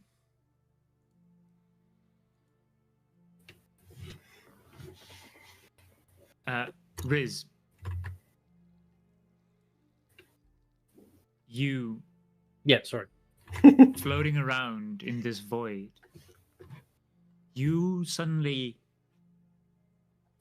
you hear whispers. They're soft and in a language that you don't recognize at all. They're distant and they're many.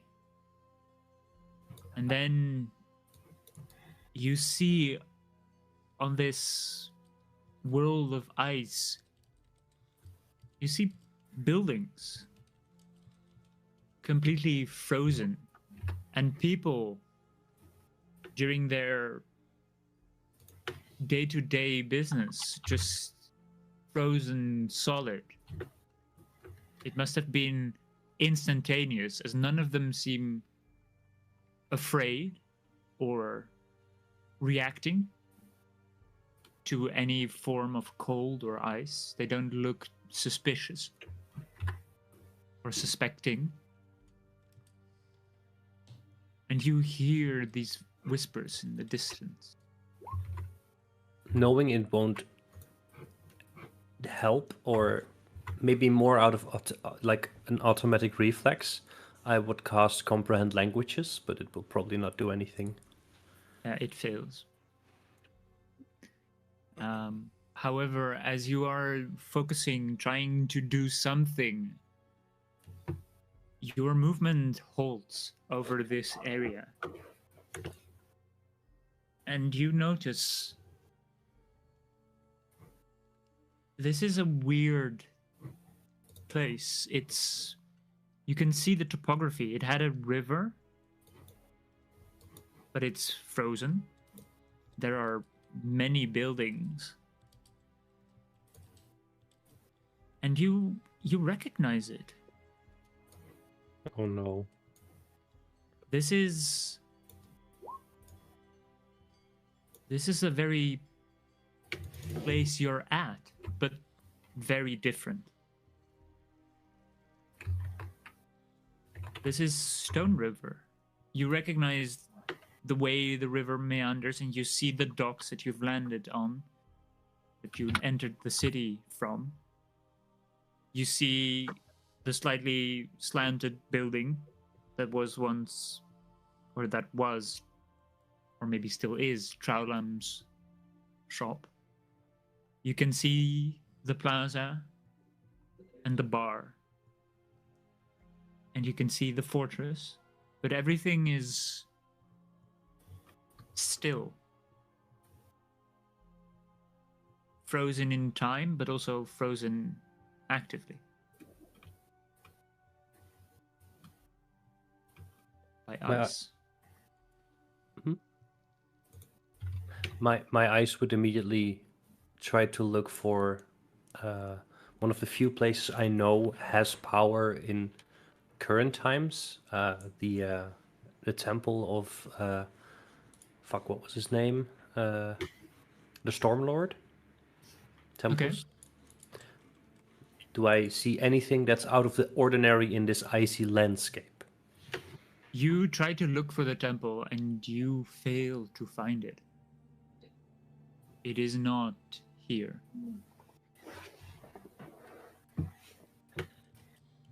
I would restart another prayer to Ayun, this time not necessarily to protect me, but to see when I am, and if this is a future that we cannot stop from coming, or if it's a past from very long ago, an alternative reality. I just try to ground myself in knowledge. Anything. Okay. You begin to pray in your mind, and you notice it immediately fails. You do not find any connection, and you feel alone, and you shiver again as it feels cold. But you do get some... You focus on what you were trying to pray for, and you look around and you see that there are people in the city. They are living, or they were living before they were frozen. And it does not look the way you walked through it. It does not look overgrown. It does not look as if it had been abandoned for 900 years. You do not think this could possibly be the future. This is 900 years ago, but still frozen in time, quite literally. Yes. You assume this is how it would have looked like 900 years ago, before everything went to shit, basically. But it's also not reality. It can't truly be. It's lacking things. Why would the temple of the Stormlord not be here?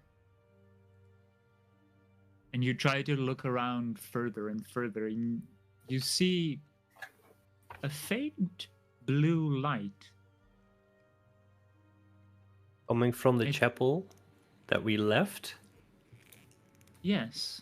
It would be in that direction. I try to reach out to...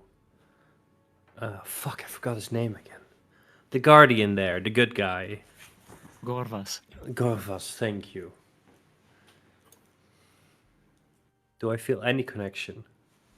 You pour your mind into focusing on his being, on potentially communicating with him. And you suddenly feel a shift. You're being moved rapidly towards the north, towards that blue light. And a flash comes by you, and you're right in front of a frozen sitting, as he would always sit in his place, with his cushions, but he would float because he was a ghost. But you see him now actively sitting. As a like human. as a Or humanoid. I don't know what he was. What is happening? someone is. I think dying. it's Eggerwayne. Yeah, It's always me. Just blame Yep. me for everything ever. it is you though. Yeah, you were green, my friend. No, I wasn't being sarcastic. Blame me for everything ever. Yes, he's humanoid. He's sitting there, but he's frozen. But brightly lit. Within the ice, a bright blue light emitting from him. And suddenly you blink and you feel yourself being thrown out of whatever place you were. And you are in terrible pain. And you look at your hand and you're missing fingers. And you're cold. Very, very cold. I would like you to make a Constitution saving throw. Ooh, 6.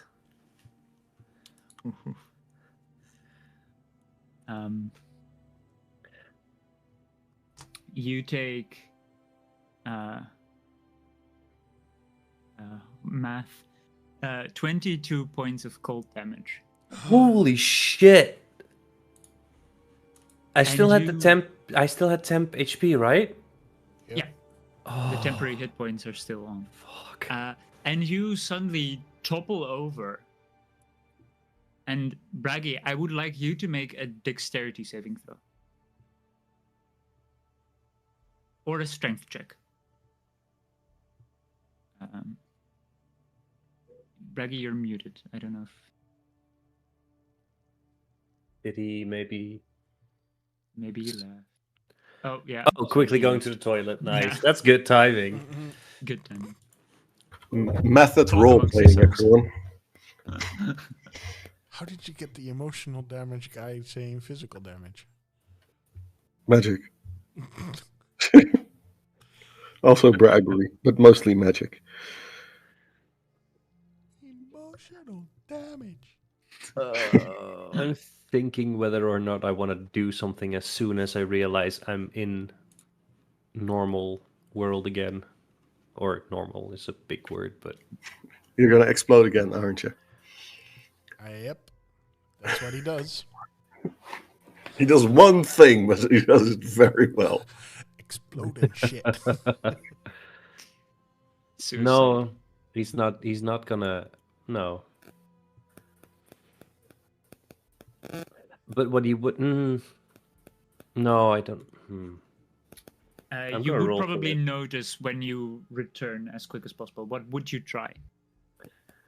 The armor is out of the question. That would not even. Or he would think about it and then immediately dismiss it because he just is traumatized now.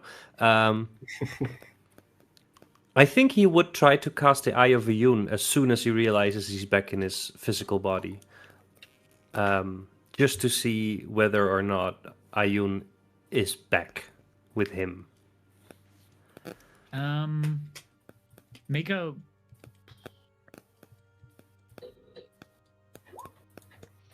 I mean, he's losing a lot of blood, but it's frozen blood. Does that work? I Like haven't quite. What is the? Are there any requirements to it? 1 unit of blood, visual, somatic, and material. The materialist is just 1 unit of blood.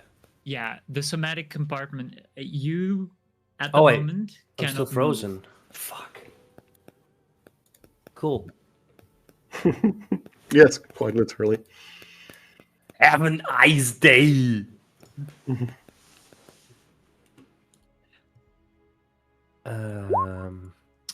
Braggy, Right, could you yes, make good. for me a strength check or a dexterity saving throw?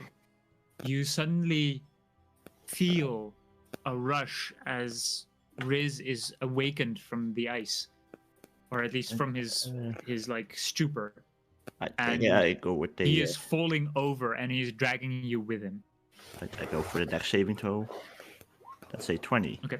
Ooh, net. You manage. No. You manage to land and pull yourself away from it, but you also manage to shield Riz from toppling over and shattering on impact. Oh, fuck me. See, Can I say also that? going Can I say that the spaghetti that I dropped on him broke the fall? Sure. You've dropped spaghetti on Riz and around Riz, and that is now cushioning his fall. Hell yeah! I adjust the flaming orb and wander closer to see what happens. Riz, you want to scream, but you cannot, as you are still. Everything in you is cold and painful and is frozen still. You can barely inhale, but you feel like you're suffocating because you are not getting enough air. I would like to cast a Cure Wounds on him Okay. for a total of 5 healing.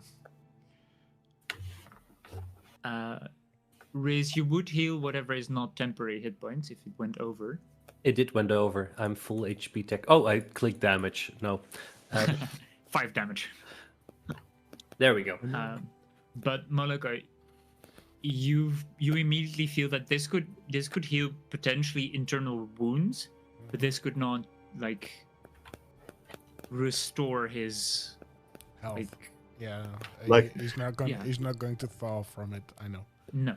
But he Remind looks me a if little rough. I had assessed before whether a lesser restoration would be helpful. I don't think you've mentioned lesser restoration. Okay, then I'll investigate whether a lesser restoration would be helpful, seeing that the cure wounds does not seem to take. Make a medicine or make a medicine check. Whee! 10. You figure it will not help defrost him, but it will definitely help restore his vital compartments, like the things that are already damaged within his body from the fact that they have been frozen solid. They might be restored with restoration, but he would still be at risk of freezing to death, like Like, would I know? hypothermia. Okay, would I know that we shouldn't use warm water but cold water to thaw him? You would definitely know. You're a person who has gone through the mountains quite a lot. Yeah. Mountain is one of your favorite terrains, and it can be very cold up the mountains. Yeah. We need cold definitely water during storms. really quick to thaw him out. Is there a bath tub somewhere that we can fill?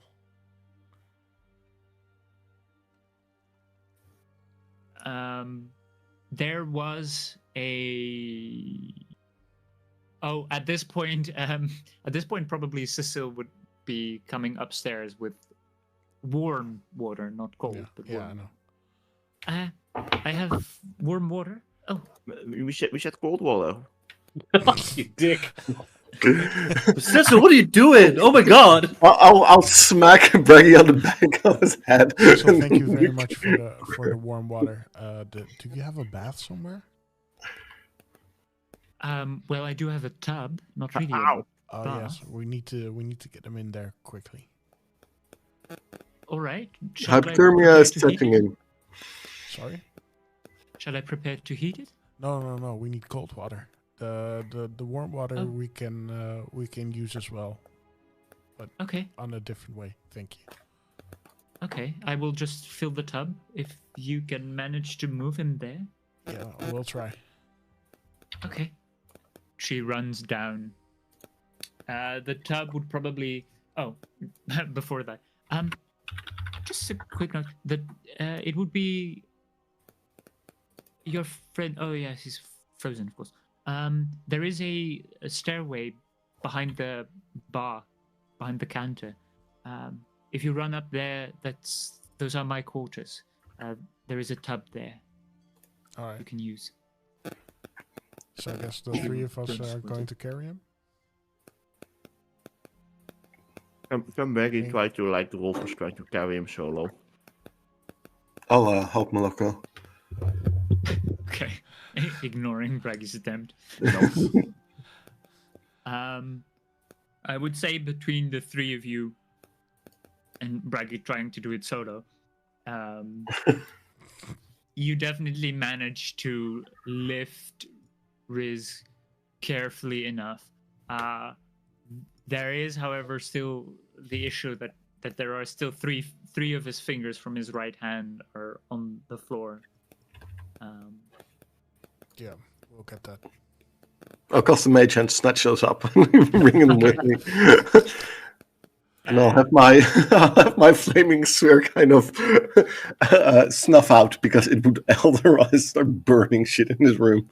I'm afraid. Riz, your eyes were closed for the prayer, but you notice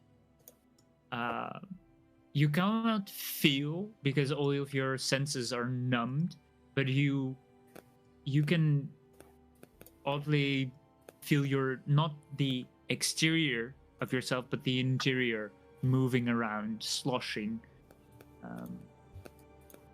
Whatever you had drunk or eaten is Moving.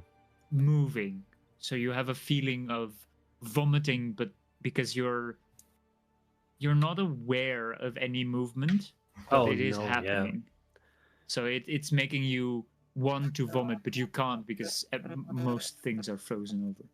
I'm not even kidding. I just rolled a Constitution saving throw to see if I would at least vomit it up until my mouth, and I rolled a natural 20.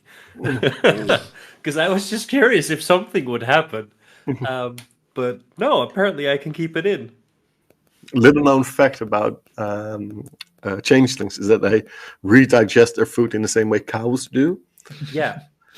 But we don't have 5 stomachs or 3 stomachs or whatever. We just change our stomach to a different stomach every time we need to. With different acids. So that Yeah. processed differently. You manage to lift Riz carefully towards the tub. Riz, I would like you to make another Constitution saving throw. Not one time, baby. That would be so funny. Constitution saving throw 14. You gain 1 point of exhaustion as your body.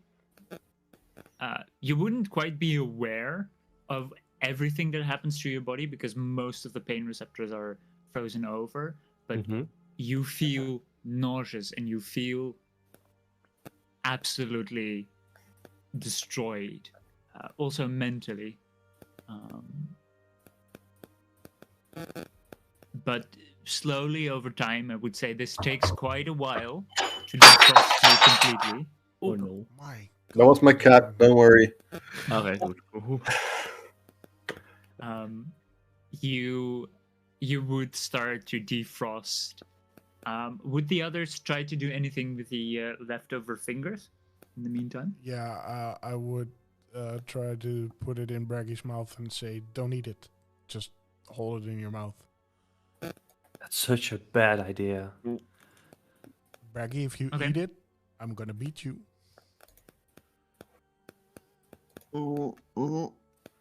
Good, Braggy. Okay. Whilst the Riz's fingers are defrosting in Braggy's mouth, and Riz is slowly defrosting in the tub,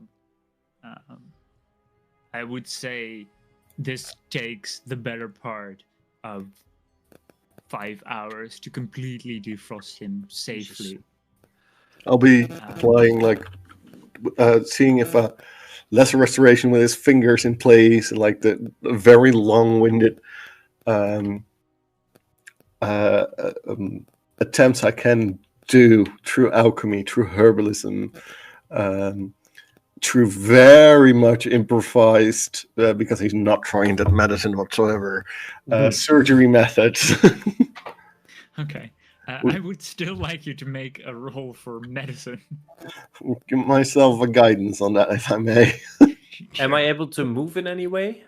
No, this... Still not? Yeah, this would probably be done whilst you're still a bit frozen. Okay. Otherwise, you would just bleed to death, potentially.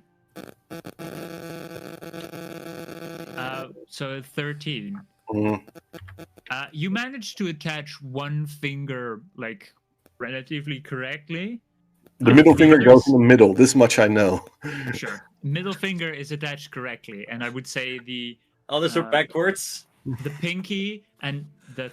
I don't know which ones you would have broken, but the others are just a bit shifted, and they do regrow, but they look like they have been broken numerous times. They are completely off-center. They're not nice. Bad. But they are attached. I want to take a look in the frozen room to see if there's anything that I can find that is anything to us. Make an investigation check. Just FYI, I just rolled for which fingers would be gone. My pinky and my ring finger are on way worse than the rest. 17. With the 17, you find... first thing you find is it's still very cold in this room. The temperature hasn't risen at all since. And your fire is still black. All right. Very slowly shifting between black and purple, but it's still very dark. It's a very dark purple as well. Okay. Can I try for an Arcana to see if I can find something about that fire? Yes, you can try. Roll an Arcana check. Also, just for the information, not that it's gonna do anything, I don't think, or it doesn't matter, but as long as I cannot use my mouth, I am praying to Ayun, just non-stop. Okay. That's a 6. You do not quite know how magic works in general, but this kind of weird, ominous, cold feeling, the only thing you can think of is that this must be some kind of, like, curse put specifically on this room for whatever reason. Right. Something went wrong. And this is probably here to stay for quite a while. This cold. Great.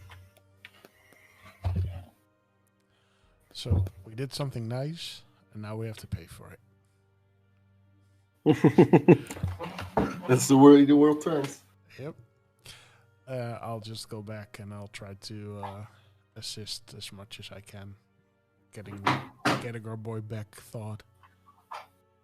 Is he changed into a bird? Frozen chicken? Oh. Yeah, we put one of the fingers on his forehead so we make a unicorn. No, they're already reattached. Yeah. But at one point you did try when they were still in your mouth. But then Agawain quickly pulled it off and tried to attach it properly. I would say during the last couple of hours, you were just around there, keeping an eye on if his health is stable and if he's not dying or suffocating. I would say that at the end, Riz, make another Constitution saving throw for me. The last one. 15. Okay. You managed to hold off whatever danger to your life and to your endurance there was. You do feel that mentally you might not be quite as stable. You feel tired, very much so. You feel like you've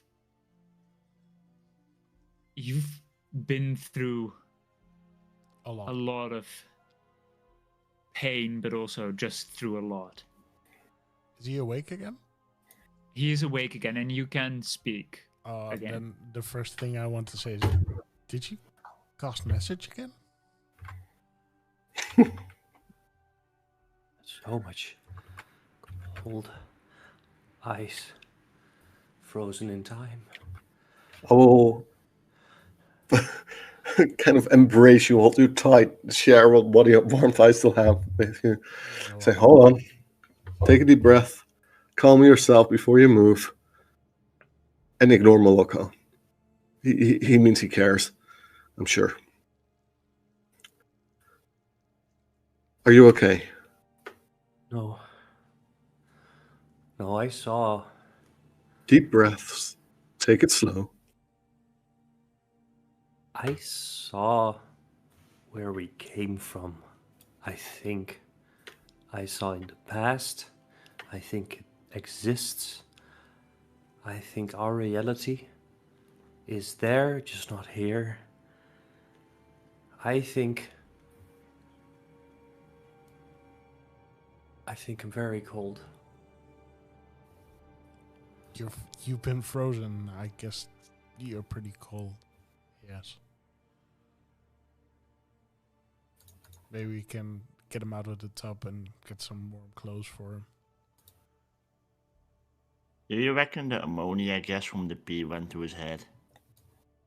Sorry, what? Don't talk about Nothing. that, Just stay in the bath a little bit longer for like a few minutes. Just soak. Just soak a bit. Relax. Get it back together. Take your time. Take a breath. Now that you can again. I like to ask Cecil if she has some clothes. I would like to try and move my fingers. You managed to move. Like the middle finger is perfectly, well, not perfectly fine. It has been detached. You do notice that it's a bit hard to move it, but it's not weird.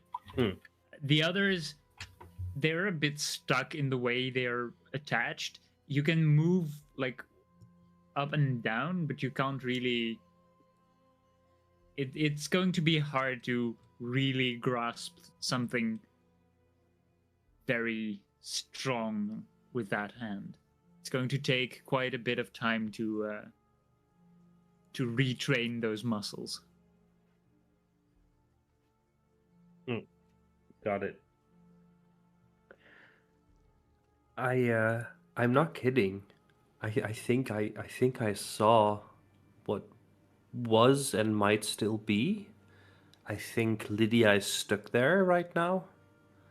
I think Gorfas saved me, or Lathander. I think Gorfas. I don't think. No, it has to be Gorfas. I saw this city completely frozen, not just in time, but literally in ice. I was floating above it, and I was looking from the outside in, but my body wasn't there. I tried to call out for Lydia, but there was no answer. But there was also not a voice. And I tried to reach Ayun. I tried to reach Lathander. I tried my magic. And it was completely gone. I was completely alone. And, well, I saw people, but they were completely frozen as well, but not like how I was frozen. But have you ever seen those butterflies that are preserved in resin for like musea and stuff like that? It was like that. You think I went to a museum? I was talking to a Garvin. Oh, sorry. Well, I was that sentence specifically. The rest was for all of you. And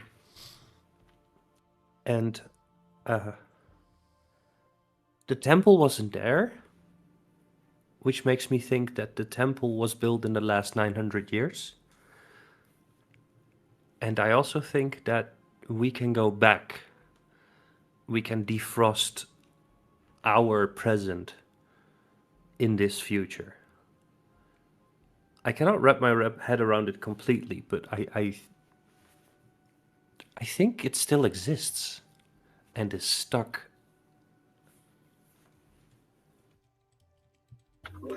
Well, if simply reaching out with your mind fully freezes you, causes hypothermia, all kinds of nasty, traversing lands like that, we would need a very powerful means of protection. Simply getting there and surviving sub-zero temperature. We just save up a lot of pee. Yeah, here you go again with the P. What do you mean, Braggy? Well, I kind of have to pee. Oh, well, I mean, I'm done with the bath. I need a fire. You want me to pee in the bath? I mean, we're gonna drain it soon anyway. That's disgusting. You don't pee in a bath. I said Braggy already is like peeing in the bath. Let me get out first! And I like very slowly get up because I'm still very, very hurt.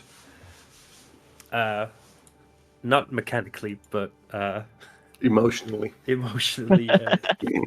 It's you very need to take stiff. a day again. As you get up, you notice that most of your clothes, Mm-hmm.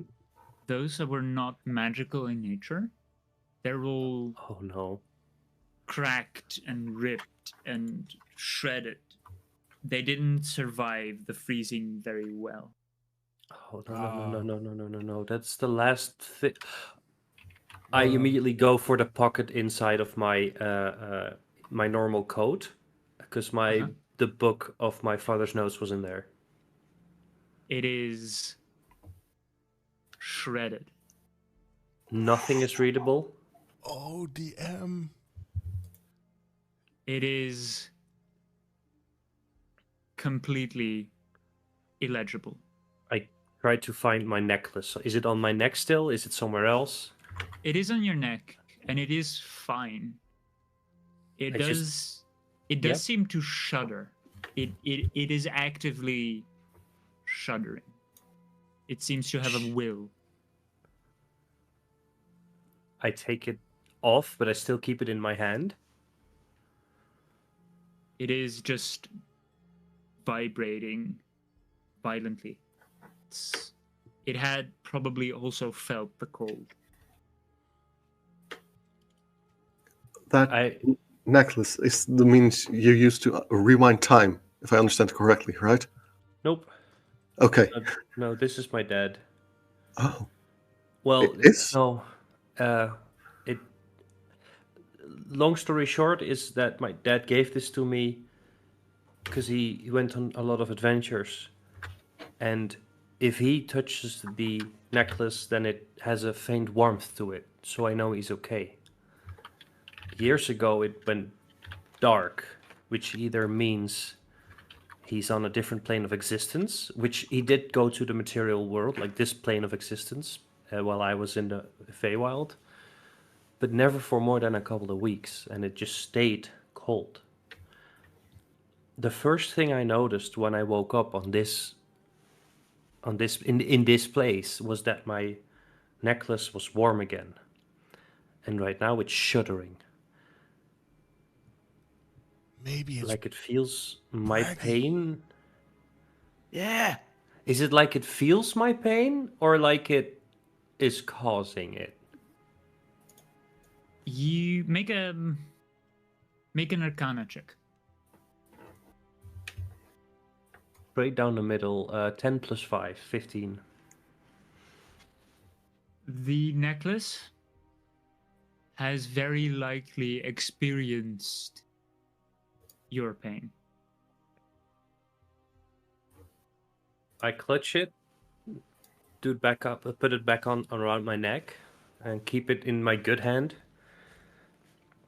to help it warm up as well.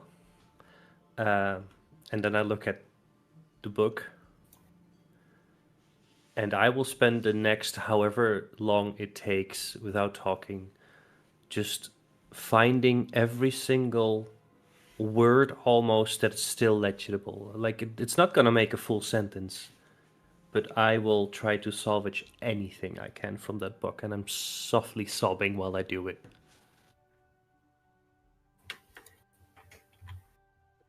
You take the better part of 2 hours for that.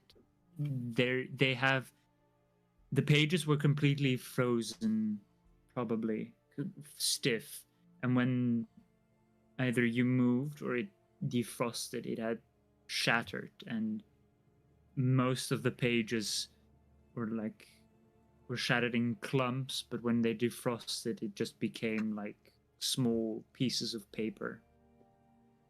And you managed to find a few pages that are somewhat legible, but there is no real story to it anymore. It's not really a book you can read. There is too much gone from it, and a lot of it has also just faded.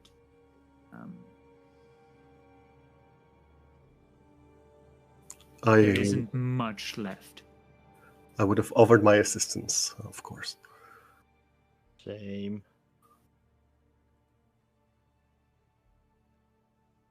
I think. May I give it a little bit of flavor, DM? Yeah, sure.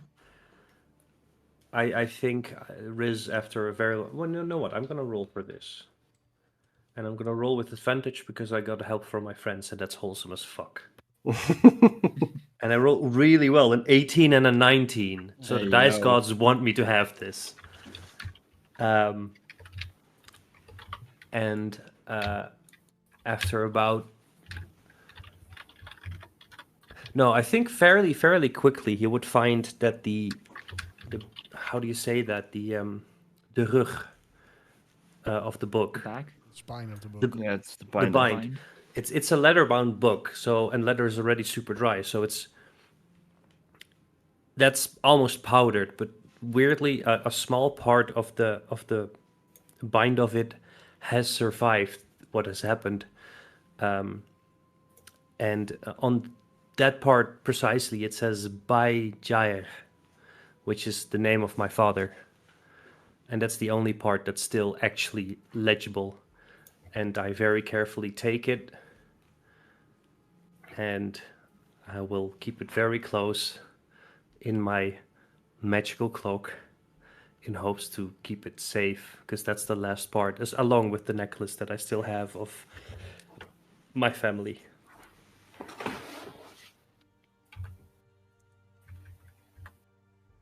Just to be at that point, Cecil comes in. I have some clothes as warm as I could get. It might be a bit feminine, but I hope they suit you. Oh, They are a bit more colorful than you're used to, probably. That's fine. Thank you very much for clothing me, because this is all, well, it's gone. You are naked from the bottom down. Yeah. Okay, I have to ask this because my fingers froze. Yeah. Is my dick okay? You realize it's no longer attached. It's just Exactly. disappeared down the drain. Because extremities, toes and fingers are easily yeah. checked, but I don't want to forget about the other appendage. Yeah. Usually, well, your fingers were not like covered by anything, so they were your toes were covered by socks and shoes, yeah. and your penis was covered by underwear and your pantaloons. I don't know quite what you wear, but Also, it helps they that were you. protected. It also helps you piss yourself. Just get it It defrosted. helped. It probably helped that Braggy pissed on you. Yeah, because I didn't piss my Maloko. my. Now that you are aware. As well. Exactly. It probably Um, helped that they pissed. I'm very. I don't know that. No. And you All will right. never I'm know. glad it's okay. I will grab the clothes, excuse myself for a second, and walk to any room where I am alone. I will put on the clothes, and then. Is there a mirror in this room?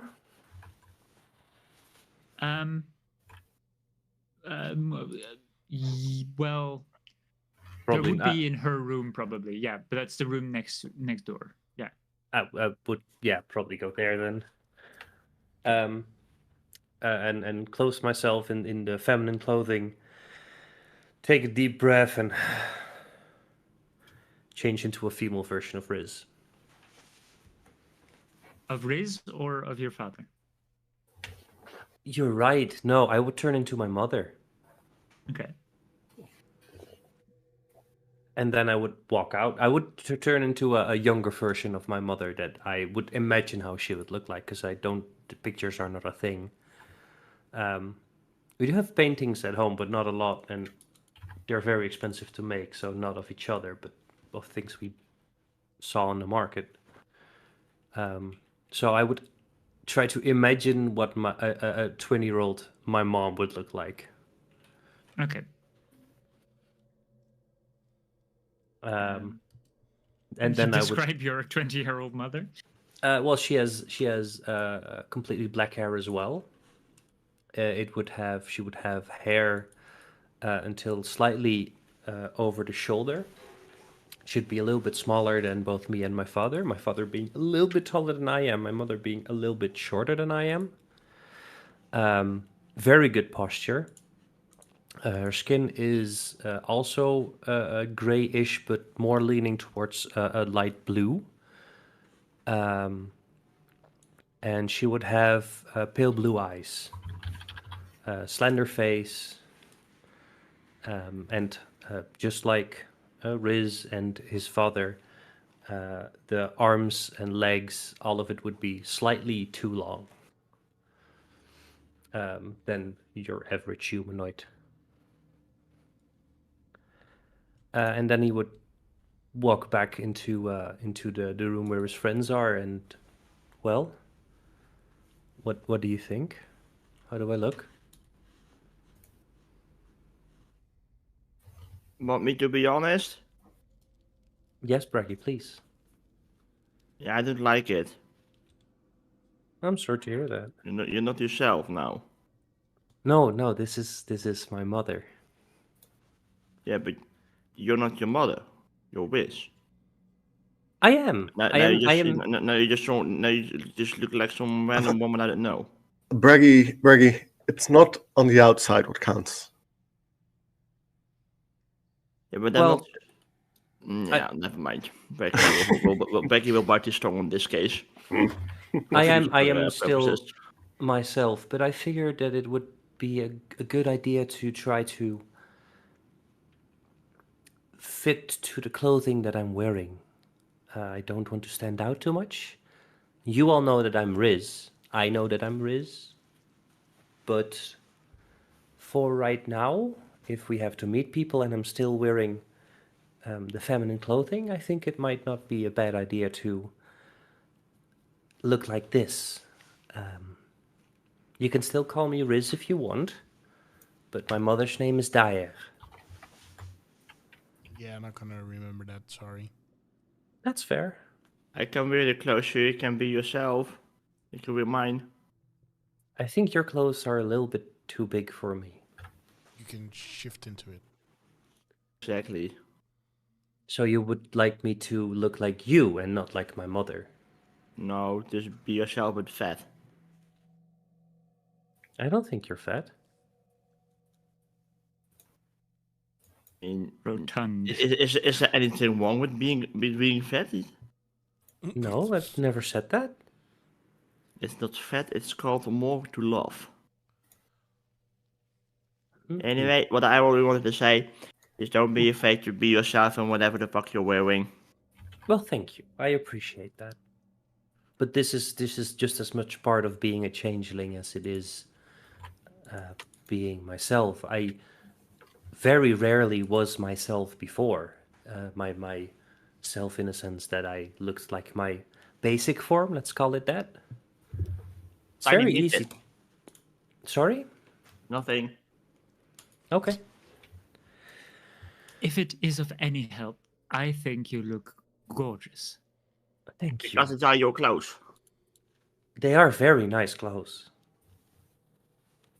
Well, it's not only the clothes. Well, I would say they do say the clothes make the man, but you kind of can't really say that now anymore. Well, you can. You're... Again, Braggy, it's the inside that counts most. Gender has never really The- been the- an the- issue the- for the us lip- the lip changelings, and the honestly.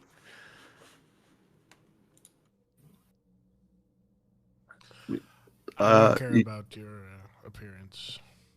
That's fair. Do you think I'm gonna fit in the sense that people are not gonna question anything? That's the important thing. I don't want to draw attention. You don't look like an adventurer, that's for sure.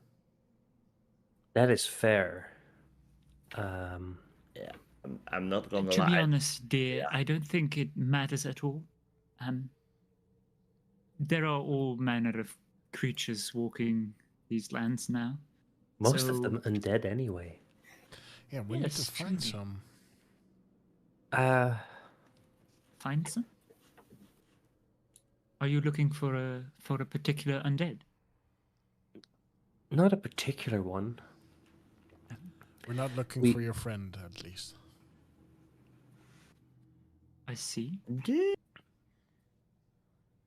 No, we were gonna do a little bit of hunting later, but I think You need I some would like. rest. Yes, I don't think I'm ready to step out quite yet. Would it be all right if we barge in your hospitality for a little while longer, lady? I hand her a gold piece and 2 silver. Please. 2 We silver keep for the forgetting room. that she's not really a barkeep Exactly. and an innkeep. I don't care. It's still her hospitality. All right. We basically remodeled one of her rooms, so that technically she should be like as a compensation, make us stay for free as long as we need to. But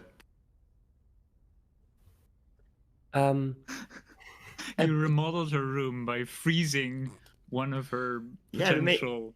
we made a cold room for her, and you never know when what kind of folks are Yeah, gonna cryogenically end up here. frozen. That's very, Yeah, that's I very mean- hip these days. It is a fridge. It's a very, very nice freezer. Exactly. It's a walk-in freezer. Lydia, So, Yes, lady, I was please about to step- ask, how's Lydia? So, Malika, you were the last to enter. Lydia seemed to be as she always was. Does she seem more Around. damaged than before? Like, No. okay. All right, so that didn't work. It did something, but I'm gonna sit by the fire, and I'll just walk off towards the closest fire I can find. That would probably be either the kitchen or just in the big, the inn, or the bar itself, where you also had breakfast, probably. Yeah, I will start a long rest, and will also ask Cecil. I don't mean to intrude any more than we're already doing. Do you have anything like what we drank yesterday, but maybe more, in the sense that I started to feel warm from the inside because of it, and I would like to have that again because it's very cold still. Do you want another beer? Well, beer made me feel warm after a couple of them, but I don't feel like drinking a lot. Do you have Okay. anything stronger? I do have something. Yes. And she dives beneath her bar, and you hear a couple of glasses clink and one break. She doesn't seem to be very Good at her job. good at her job or very careful with her produce. Fair. Yeah. Let me pour this. It's a very dark, almost crimson liquid. And it smells very sweet. Oh, It's like honey. Need. What do you call this? Well, it's known by some simply as flame. It's not really perfect. you see, it's not really might be smart never to speak of this. It's not quite legal. Arcana check on the drink. Make an arcana check. We need some checks on those drinks where it came from. Fey, fiend, or undead? You still don't trust Oh, I trust the woman. I don't trust the drink. That is a 18. It's Not magical. it's odd. It's been made with magic, but it's not actively magical. You can clearly tell that it is not a natural occurring drink. It has clearly been manufactured. You don't quite know how. There's magical means behind it. But yeah, the method to make it definitely needs magic. You touch the glass as you look it over, and it's surprisingly warm. Glass itself. The glass itself. It's Wow. not hot, but it's warm. Let me guess. You did not heat this yourself. Oh no, definitely not. Or It you- is perpetually warm. It's a kind of wine, you could think of it. Brandewijn. Well, Fire wine. yes. I think I've heard of fire Similar. wine. I just didn't realize there was actual fire in it magically. Well, normally there isn't, but this kind of wine is it acts like flame. I very carefully take a little sip. It is she poured it in a glass similar to what you would like a martini. Oh, okay, Um, okay. So For a it's second, not I a thought lot. for a second, I thought you were going to say it's in a shot glass, you pussy. No. But you do sip a little, and you immediately feel your entire body warm up, and you're starting to sweat immediately. This is strong. I'm gonna nurse this one for a while. And It's very safe if you drink it slowly. If you drink a lot very quickly, Mm-hmm. it's quite dangerous. But if you drink, let's say, one shot of it, it could help you resist any kind of cold. Oh, that's incredible. Let's get back. That's literally what Riz is thinking right now. Maybe later we can give it another try. Is that how bad of an idea is that? I do not know what you've gone through, but you were like an icicle. Oh, I'm not doing it. I'm not doing it. No, someone else can try. But Okay. but maybe we could. I'm just saying that this could be the answer to at least part of the question. Maybe we can reach Lydia or learn at least more about the frozen tundra in the past that is the present. I thought the question was, do butterflies really poop? Or fart? History check. History 21. check on. Have I ever read with a 21 about butterflies pooping or farting? You have never read about it. Google. I went to Google, but then I heard that I have never read about it, so I'm not going to Google it. I have no idea. I've read a lot about butterflies, but never has that been mentioned. Yes, butterflies fart, but it's not the same as humans. Well, gas escapes, yeah. I thought that was how butterflies stayed afloat, actually, by keeping in all of it in their intestines. And eventually, on a sunny day, it gets too warm, you kind of see them just go like, poof, and they're gone. Just wings in the wind. insight check. Is he serious? Roll for an insight. And you may choose to roll either deception or persuasion. Dirty 20. Ooh, it would convince many people, but you know Agarwin well enough that you can tell by the tiny little grin, the tiny little smirk on the side of his mouth. He's just trying to make life to cheer you up.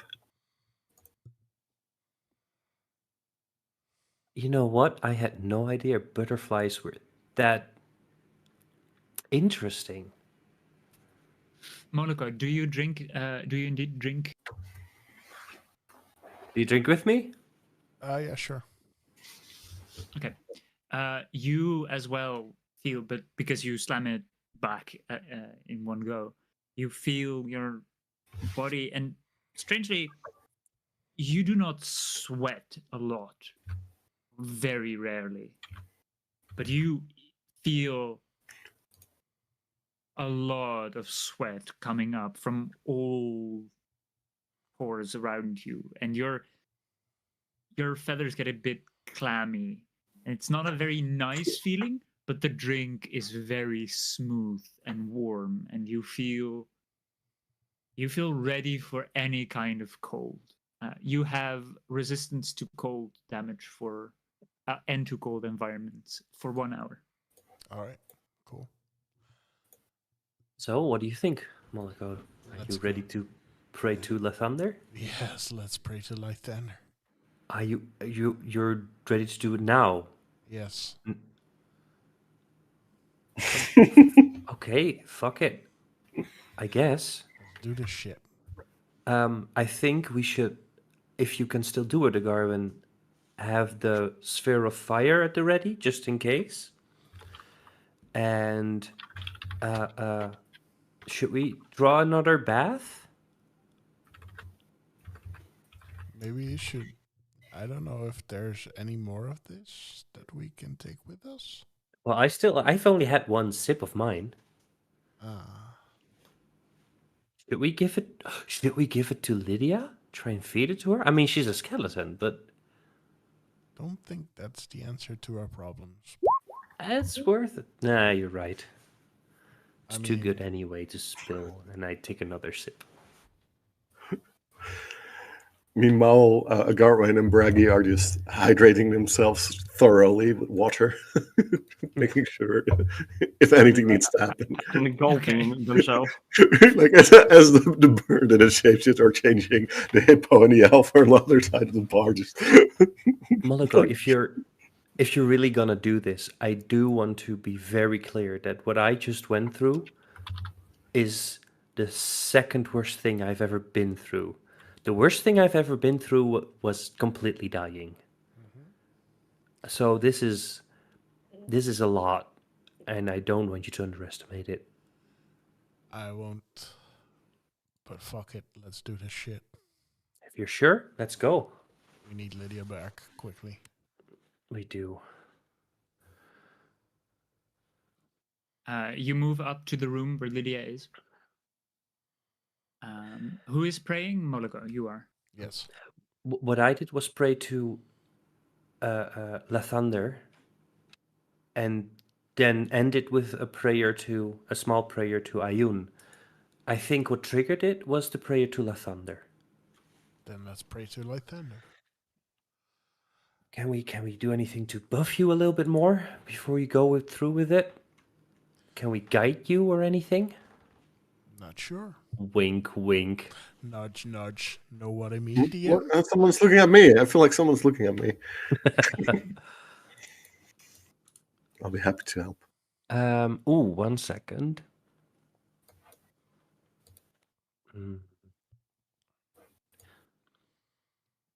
I have an idea, but I don't know if it's gonna work.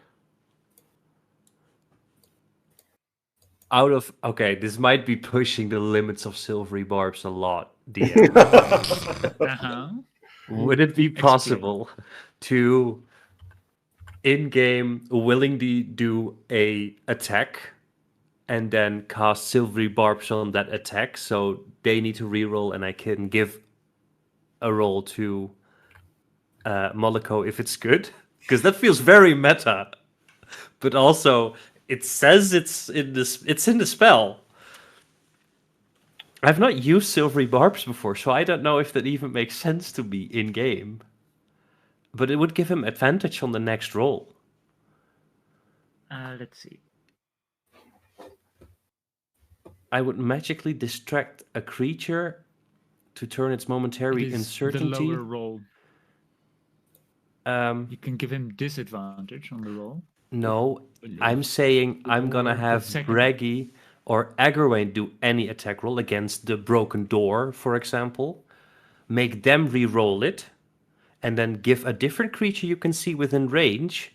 The chosen creature has advantage on the next attack roll, ability check, or saving throw it makes within a minute. But if you do not allow this, I think that would be very fair. But I'm gonna ask about it.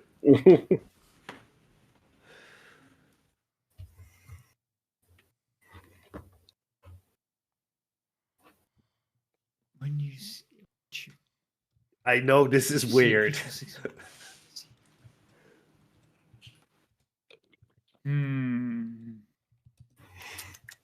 I would say that you wouldn't think of this idea. No, this is a lot of Kuhn thinking and a very little risk thinking. Yeah. That's true. That's true. I don't think you would have thought of this implementation. Maybe if I had used silvery barbs a lot before, but I've never used it before. Yeah. And I would say that to maybe patch the spell a bit, because it's a bit broken indeed. It is. I would say you will have to distract a non-allied creature. That is very fair. Okay. Usually it says a hostile creature or something like that, but it doesn't. Oh, yeah. Also, a kind of out of game question. Did I at least recognize the language of the whispers? You did not. Got it. Braggy? Yeah. You also have a spell that helps you with understanding language, right? Yeah, I guess so. I can only cast it on myself. I heard whispers and I did not understand what those whispers were, and I could not use magic while I was in that weird state. Yeah. But I'm hoping if we can cast it on Moloko before he goes in, he can understand the whispers. Can you cast it on someone else or only on yourself as well? Give Ricky a few seconds. Of course.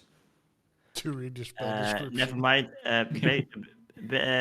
Ricky can only understand it himself. Ah, that's a shame. Worth a shot though, but nobody has tongues. I don't think so. Just a single one. Mine one. just froze off. I've been using message this whole time since I've been unfrozen. I got nothing to help you further, but I'll make a prayer for you. To Ayun.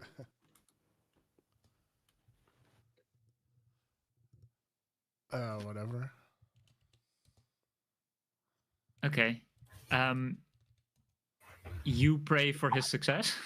Yes, I pray Ayun to give him the knowledge he needs to survive this and also learn something about our present or past. I'm not sure. Okay. I would say make a wisdom check, please. Not a religion check. If you're actively making a prayer. I am actively praying to Ayun for this. Yeah, and I've been doing that with wisdom checks. Yes. And for wisdom check, it would have been it's a 13. Okay. You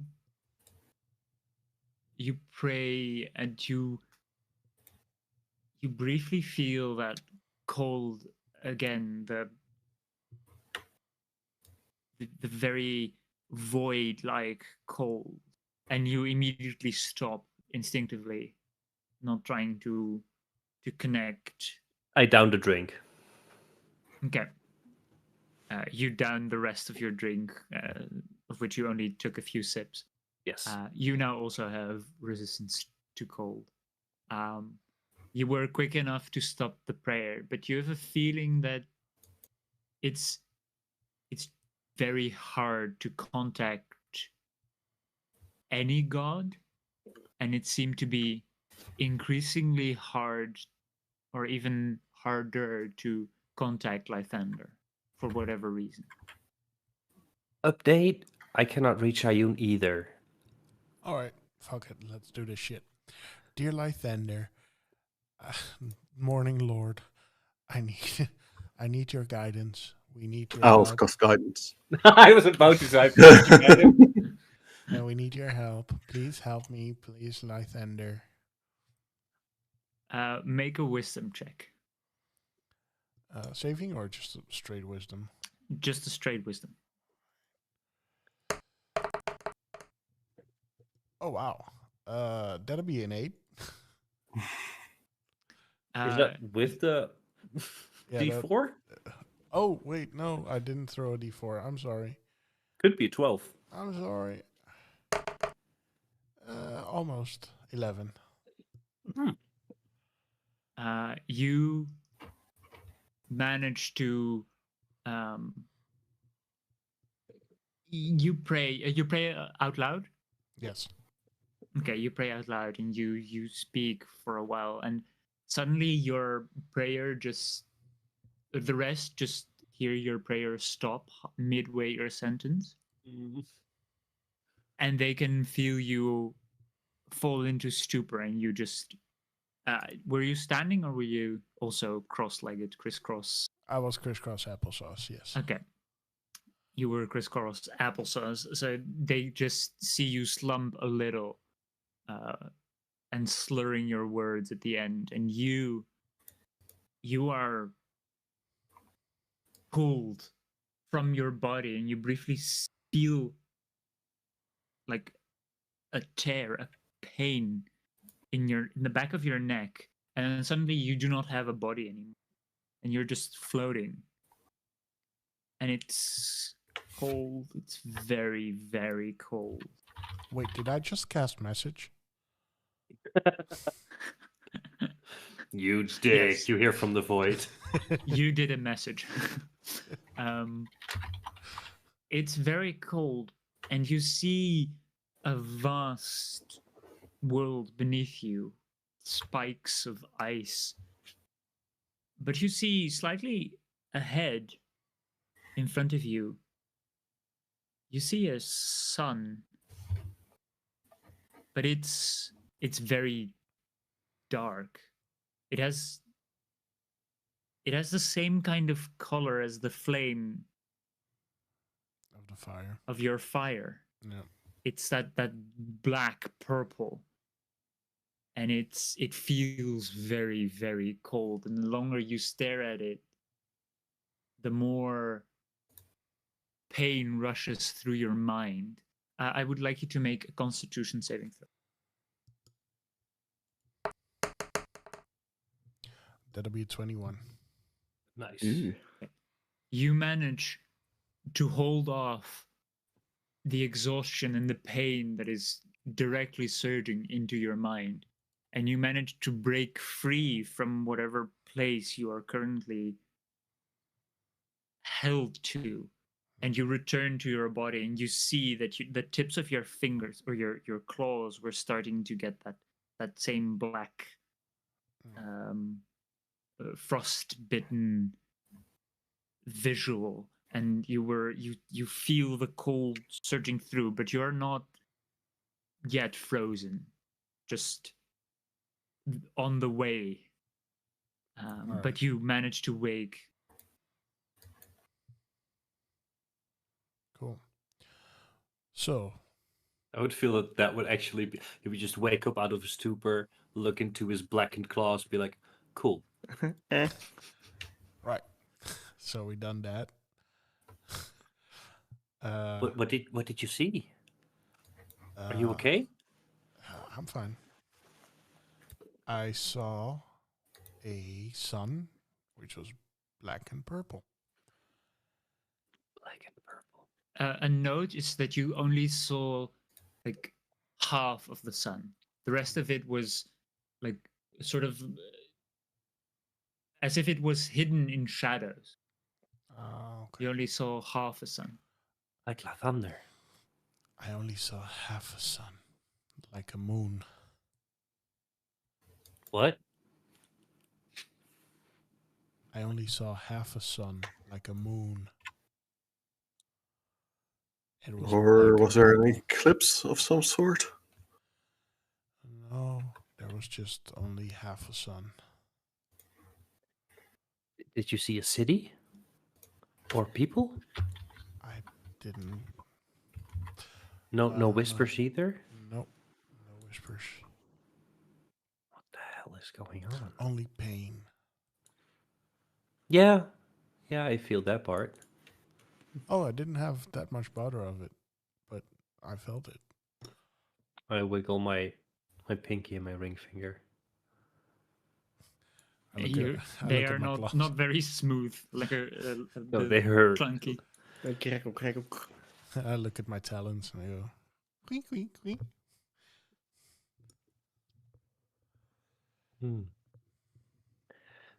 Whatever is holding us back, or whatever is trying to reach us, is getting weaker, or stronger if they're trying to stop us. I'm not sure if maybe it's a thing that's inside of Braggy. Because Should we try it again, but have Braggy leave for now? no, maybe Have we should- Braggy try it. Yeah, have Braggy try it. That's either a really good or a terrible idea. I love it. Let's do it. Let's give him the drink. Oh, he needs to drink for that. For I ain't sure. drinking that fucking fucked up looking juices if I don't know where it comes from. Braggy. I she tells me where it comes from. I ain't drinking that shit. No, I know where it comes from. What? It's made with honey, and it is brewed in a magical hoe noem je het ook alweer? A cauldron, a copper cauldron that has been enhanced with magic to infuse the fire that's heating the cauldron into the honey wine. Which protects He's- you from the cold. He's bullshitting this, but he's trying to sound as scientific as possible towards Braggy, because he knows that goes over Braggy's head, and he hopes he's just gonna accept it. Can Braggy roll for that? Of course. Okay, Braggy, roll for an insight check, and Riz, do roll for a deception check. Well, it's an inside is 0, so It's an 8. No. An 8. No. 6. Oh yes. Am I close to the truth? It's not a truth that you would know, so True. that doesn't matter. It doesn't matter. You think you're bullshitting, and Braggy, you're right. you notice very quickly. Well, not very quickly, but after a moment, it seems all very plausible. And Riz is a smart fellow, and he would probably know a lot, at least a lot more than you do. But then there are some tics that you do know Riz has, and when he's lying, and For the record, Riz is a terrible liar, and he's doing them right now. So you're pretty sure that he is not entirely truthful. And I just I wanna talk to Braggy, and I grab him by the shoulders, and I'm like, Braggy, we don't know where this is from. We tried this, and we're both still alive. It helped. I go in your mic. Your mic is acting up again. Thank you. Like, I know we're asking a lot of you, and please trust us in this. I know you want to know where this is from, but please, we need to know. And the only one that can help us right now is you. You're the man. Only if there's a straw. A straw? Yeah, so I make it a sippy cup. Sure, no problem. If there's no straw, I'll make one for you. I'm only doing this because you took me off the mountain. You're welcome. And I'm very glad that you want to do this for me. Yeah. You're a brave man.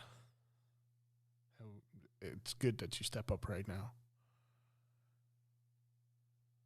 So, guess, hallelujah. I'm back against the shit.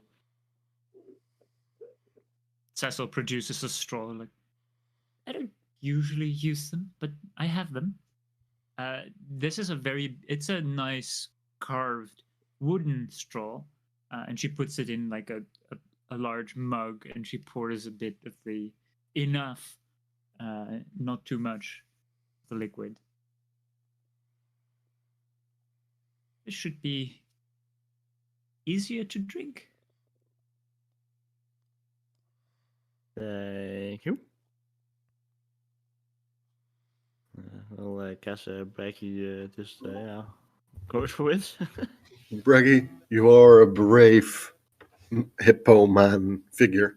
I respect the sacrifice you are about to make, and I'm sure you'll survive. Cast guidance on him. Okay.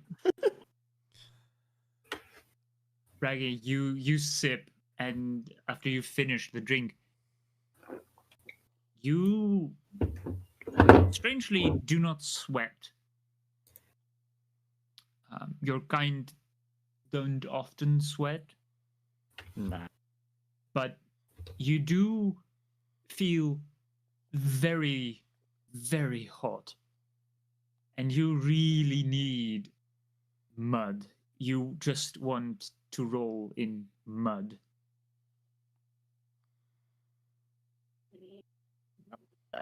Yeah, shit, I need to think of a quick prayer as well. Fuck. The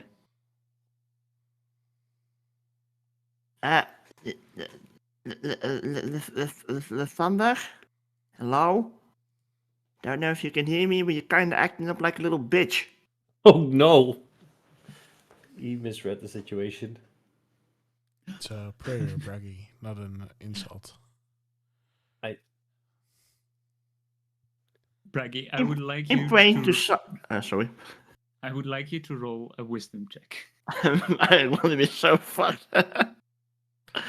Not bad, 16. Damn. Your prayer is stirring up something. And the rest of you you see Braggy suddenly gain scales. Large, very sturdy looking scales. And on his torso, there are eyes, eyelids appearing, closed eyes. 8 extra eyes. And from his head, 2 purple horns protrude. And he falls into a stupor and he slumps slightly, and all of the eyes open when his eyes close. See, not death, merely delayed onset of metamorphosis into something terrible. Braggy, you see a pond. And in the middle of the pond is a figure sitting against a very large tree. And above the tree is a flower. And there is a very bright sunlight slightly above the tree. And strangely, it feels as if the tree is the entire horizon.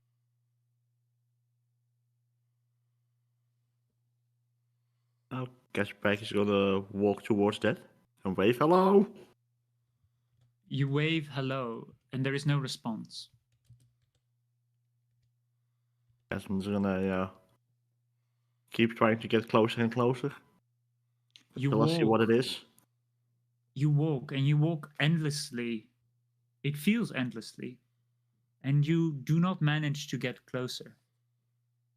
Whatever it is that you're looking at keeps at about a distance of 300 feet from you.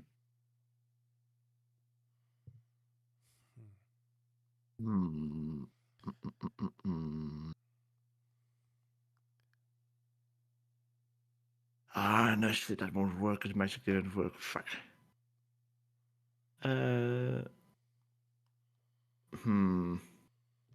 Thinking to myself, it responded when I called him a bitch. I'm gonna put my middle finger up. Braggy's gonna put his middle finger up. Okay. You put your middle finger up, and there seems to be no response. The figure, as far as you can see from this 300 feet, it seems to be asleep against the side of this tree.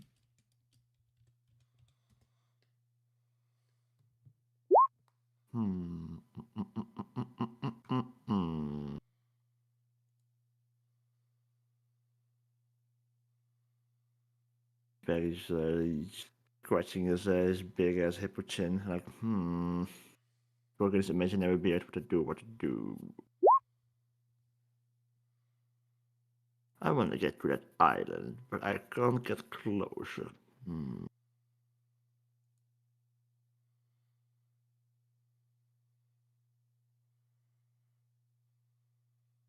I guess Becky's gonna start singing. Okay. Like a wake up song. See if anything happens. Make a performance check. Performance. It's a 31. Natural 20. Okay. You start to play a happy, peppy melody, which could signify like a wake up song. Not too loud, but active. And you see the slumped over creature in front of you. Their eyes open, and they move slightly, they shift. they seem to be in pain, or at least they move very pained, very difficult for them to move. But they do react to your music. They look around. They seem to look past you, as if they cannot see you. I'm gonna keep playing the music and just walk close, slowly but steady. See if I can like change, if it changes anything. If I can get closer now. You walk closer, and you can see that they are being pushed away from you. You can see now in the water, as you look a little closer, that there is a trail of their movement. The ripples in the water do appear.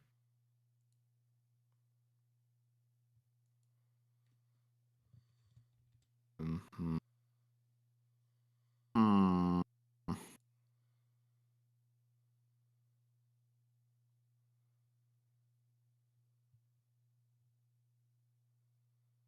From this.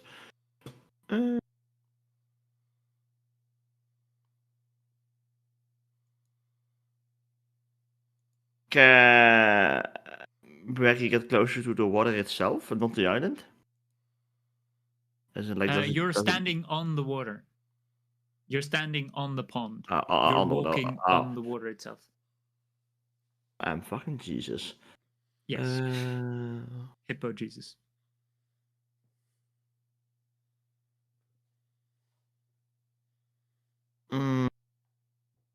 Does the water look like it's gonna sound stupid, like breakable in a sense? No. There is collision, as in you collide with the water, but it does ripple. It doesn't seem to be glass. It can hear me. At least it reacted, but it doesn't seem to be able to see me.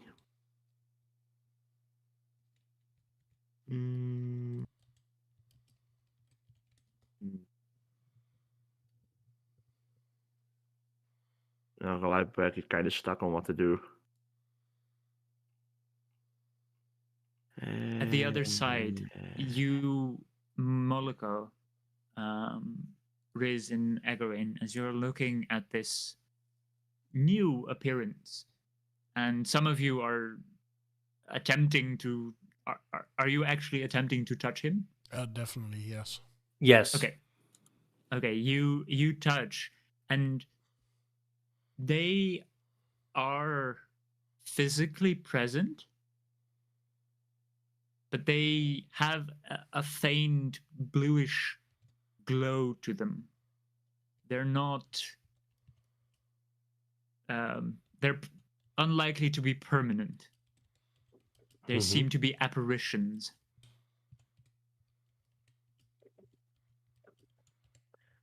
Okay.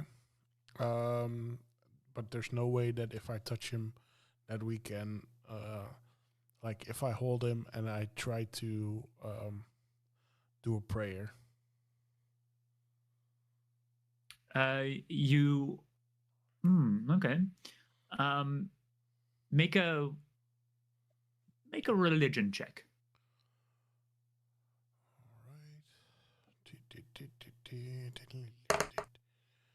All right. 6. You touch his horns and you start a short prayer to see if it does anything. And you feel suddenly repelled.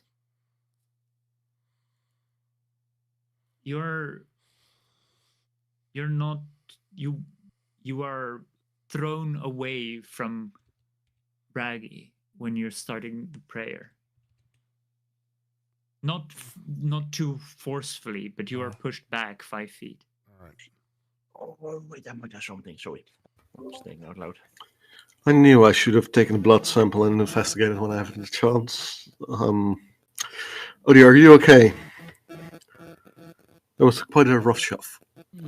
It's I'm fine. I think he's somewhere else than where we were, and I really need to get in there with him. I am in the meantime casting. So I first casted Comprehend Languages, and 6 seconds later I walk up to him and I cast Identify, which takes a minute. I will try to keep that going for as long as I need to. Okay. I do need to touch him for that.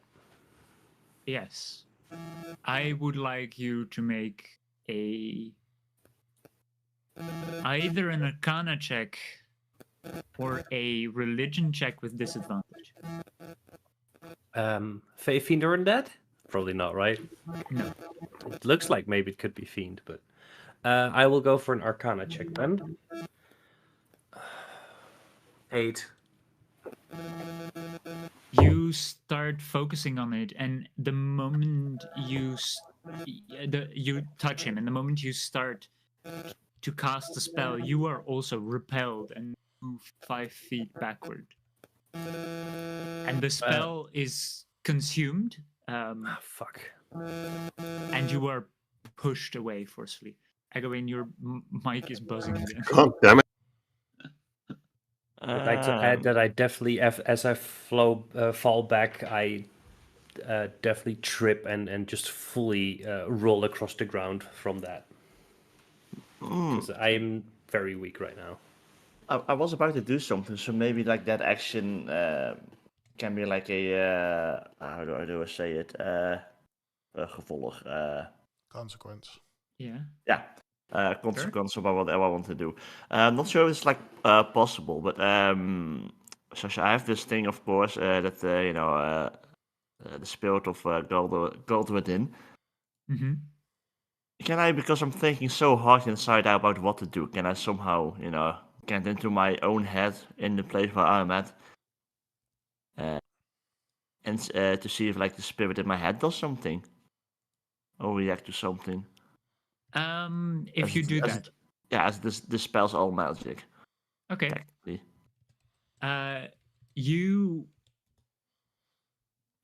You are currently there, and you suddenly think of, oh yeah, I can do this. Like, well, yeah, body trick. And you think of whatever is within you, and you see suddenly around you where you are in the water, like in it, not on it, you see that enormous creature like swirl around and swim, and it slowly comes up right in front of you, and then it vanishes, and you see all around you 300 feet suddenly twist, and now you see behind that it's no longer water, it is ice. It is a large field of ice. You see spikes in all directions, and that tree that you saw is completely frozen over, and the person in front of it, the lower part of his body is frozen, but the upper part somehow was awakened by your music, and he suddenly stares back at you. Hello? Hello? Can you hear me? Who are you? I'm Reggie. Who are you?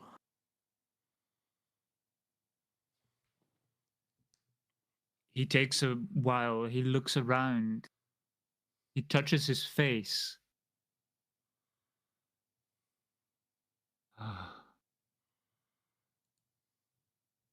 I'm dying. No, you're not. No, you're not. I don't know. Just don't die. I feel it is already too late. Do you need some spaghetti?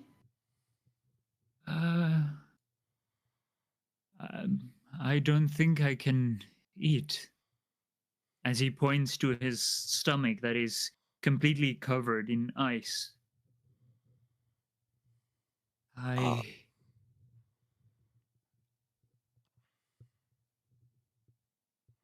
am lost. Can you hold me? Sure, buddy. You walk up to him and you hold he holds an arm out and you grab it and you suddenly feel a rush of energy course throughout you. And you see a strange memory. It feels as if you've been here.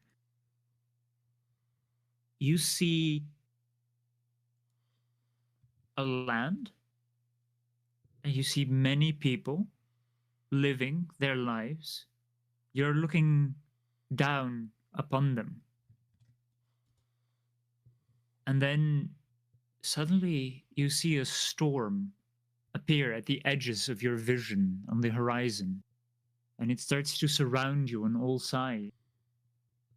And suddenly everything is turned upside down and in a rapid flash frozen.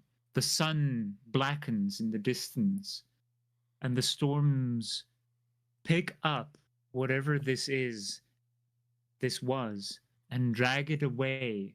And the only thing that is left is a pool of ice and spikes in all directions.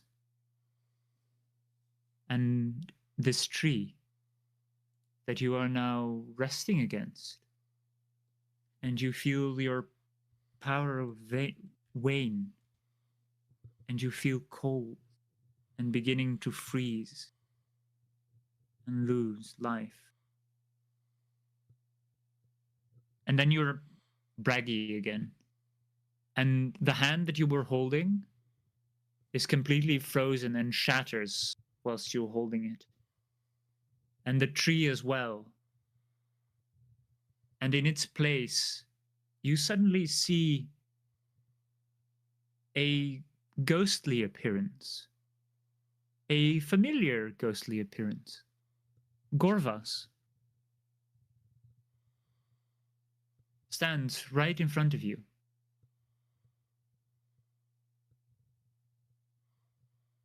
Very slightly confused, but he does start crying though. Good. How, Bragi? What was? You're here. You are How here. did you... Well, I go in for a hug, but of course I go right to him. You know, ghost. you go in for a hug and you can hold him. You can feel him, even though he's a ghost. He has shape, form. Oh yeah. Into the moment, I don't realize I'm just hugging. How are you? What?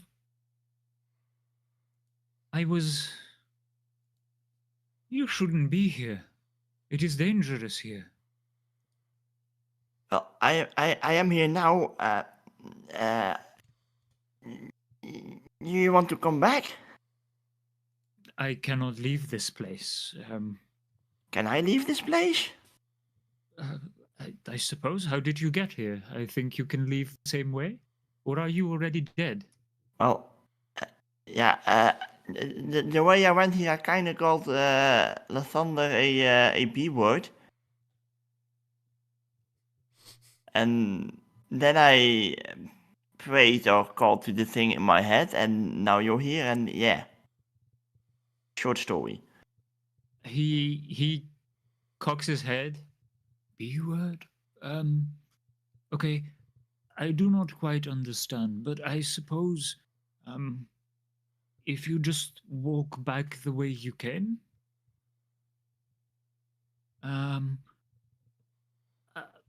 but why did you come here in the first place? Oh, you see, after we like fleet from, back when the annoying stinky ass Lich was being in meanie pants, Lydia still hasn't woken up, so we're trying to get Lydia back in like presentable form, not just a hunk of bones. I see. Well, Lydia is here with me, or at least the remaining part of Lydia. If you have a remaining part, we have a remaining part. No, you have her physical part, but she was slowly. Her soul was drained and was lost, but just in time, my god, you could say, took her here. It's not a nice place, but it is a place where her time can stand still, you could say. Do you think there's a way to like get her back with me, Mr. Corvus?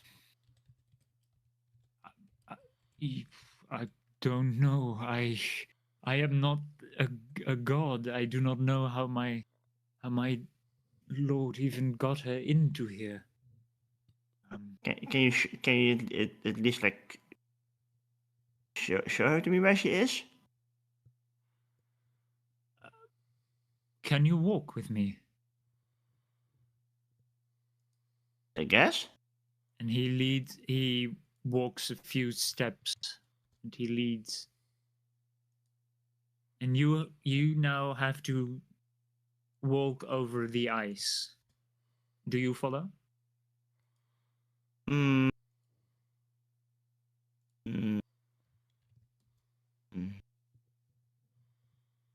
Yeah, fuck it. Back is gonna be stupid anyway. Yep. Okay. You step onto the ice. I would like you to make a Constitution saving throw. With advantage. Advantage, Constitution. That's a 20. Very nice. You step onto this sheet of ice and you immediately feel a cold pierce into you, and you see as the light that was there when you were on the pool, it dims, and you see the sun that looked so bright over the horizon becomes black, and everything twists and you shudder, but you continue on.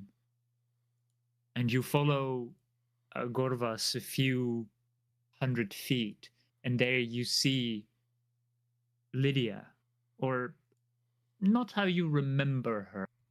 You see a ghostly form of an elf, but with longer, slightly tucked back ears. I wave. Hello. You're here. You're here. Well, I'm supposed to be here? I don't think you're supposed to be here. Nah, you're not supposed to be here either. You're supposed to be with us. I'm afraid that if I'm not in the protection of Lathander, my soul will just crumble and disappear. I don't think I can return. But we do have your body to return to. If you can find a place that is hallowed by Lathander, such as the chapel perhaps, then I can return to my body.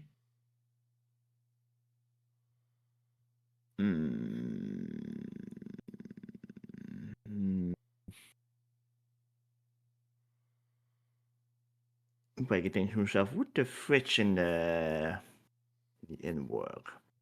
Probably not.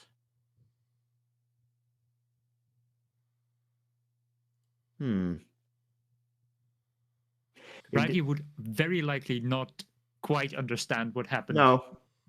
No. That's why he's like scratching his chin again. Like, we do have a fridge, but actually, Braggy actually thinks it's a fridge. We do have a fridge, but I don't really think you're gonna like the fridge. By the way, Braggy does realize this though. Why the frick is it so freaking cold in here? By the way, I thought he was a thunder god or something, or storm god technically, but.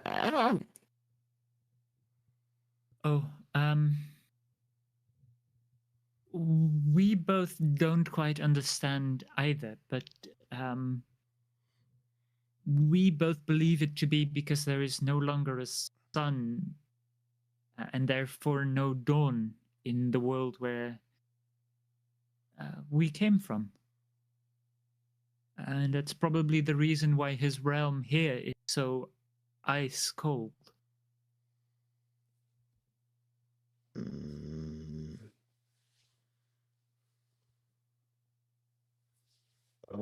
Quickly out of character. I'm so holding myself back from probably not metagaming or not, but I have an idea, but that would be too smart for Braggy. Do what Braggy would do, or do just what seems fun. Do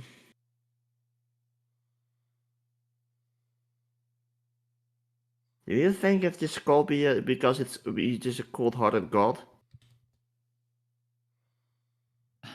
I do not think so. If he was truly cold-hearted, he would have just destroyed all our souls, right? Yeah, I'm not entirely sure why a god can't make it a little bit more cozy in here, but Well, I don't think he can truly access this place.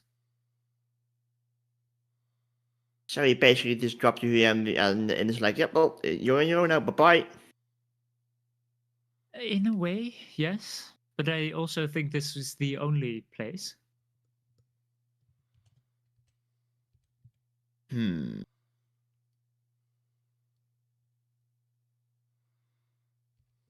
mean, I'm already quite glad that I'm not just completely destroyed. I mean, I don't know how, Lydia, and I also probably won't know, will never know how, but I do kind of know one thing though, that I do want to get you back, and Corvus probably as well, but at least you if we can.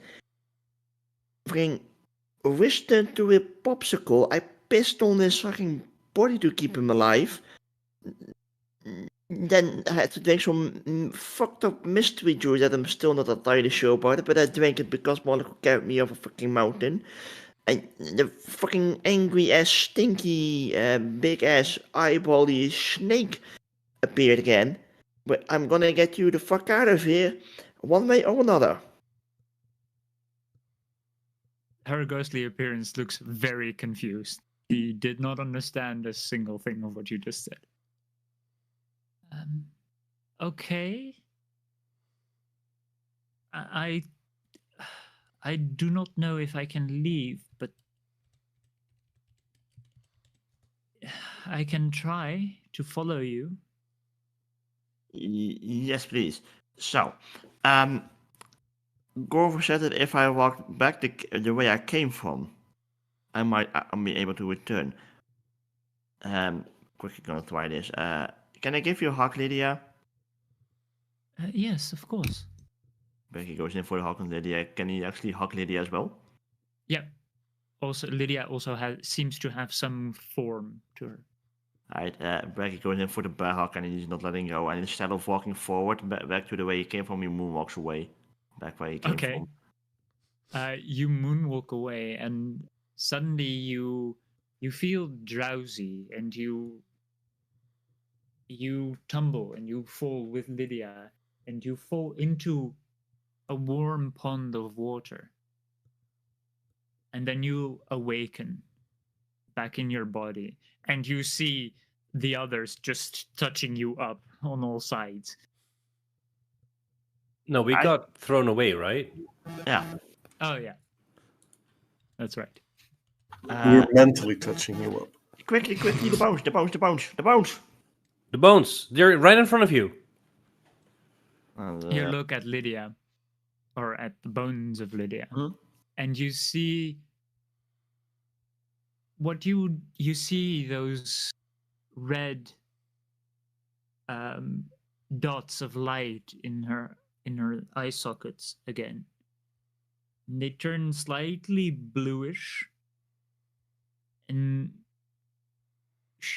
her arms move a bit sluggardly, but she's I returned. Fuck yeah. Breggy, you did it. You magnificent purple bastard, you. I hug Breggy. Okay, you hug. Is he still with Braggy. spikes and ice? I was going to make sure have his As eyes. you hug Braggy, his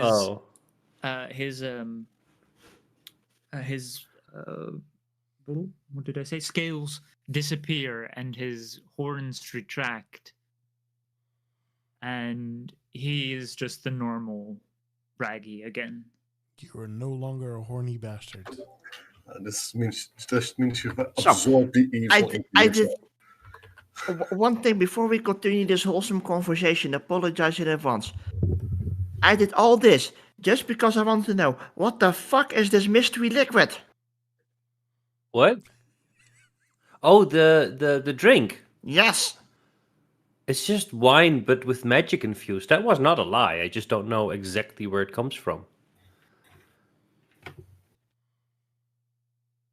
It was pretty sweet. It didn't taste bad, but it was. Also, I just realized. It did overheat you a bit. I mean, I wasn't lying about it being sweet and magical. That's how trust dishes are created. I'm sorry, Breggy. I won't lie to you again.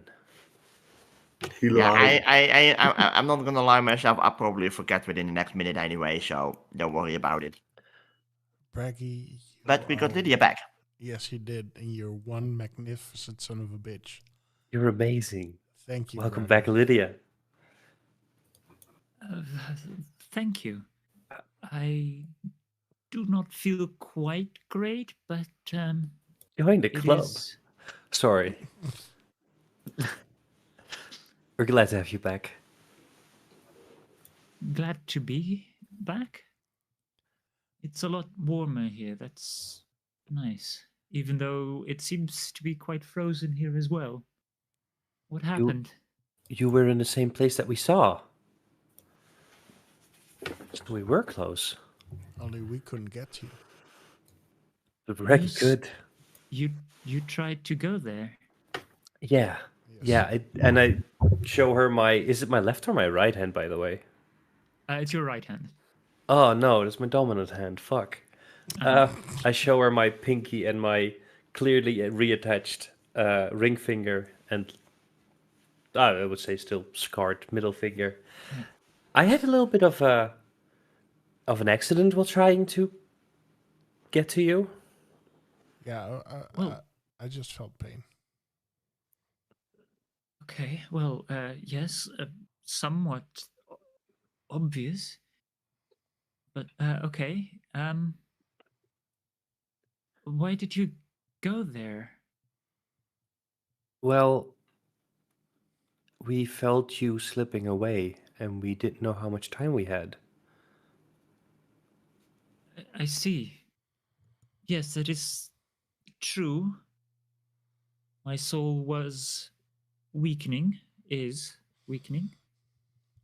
We're not- But, We're not out of the clear yet. no. We might be, well, I might be in now.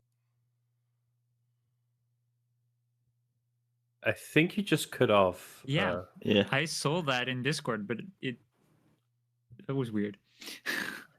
I think I'm in more trouble here than I was there. Oh, fuck.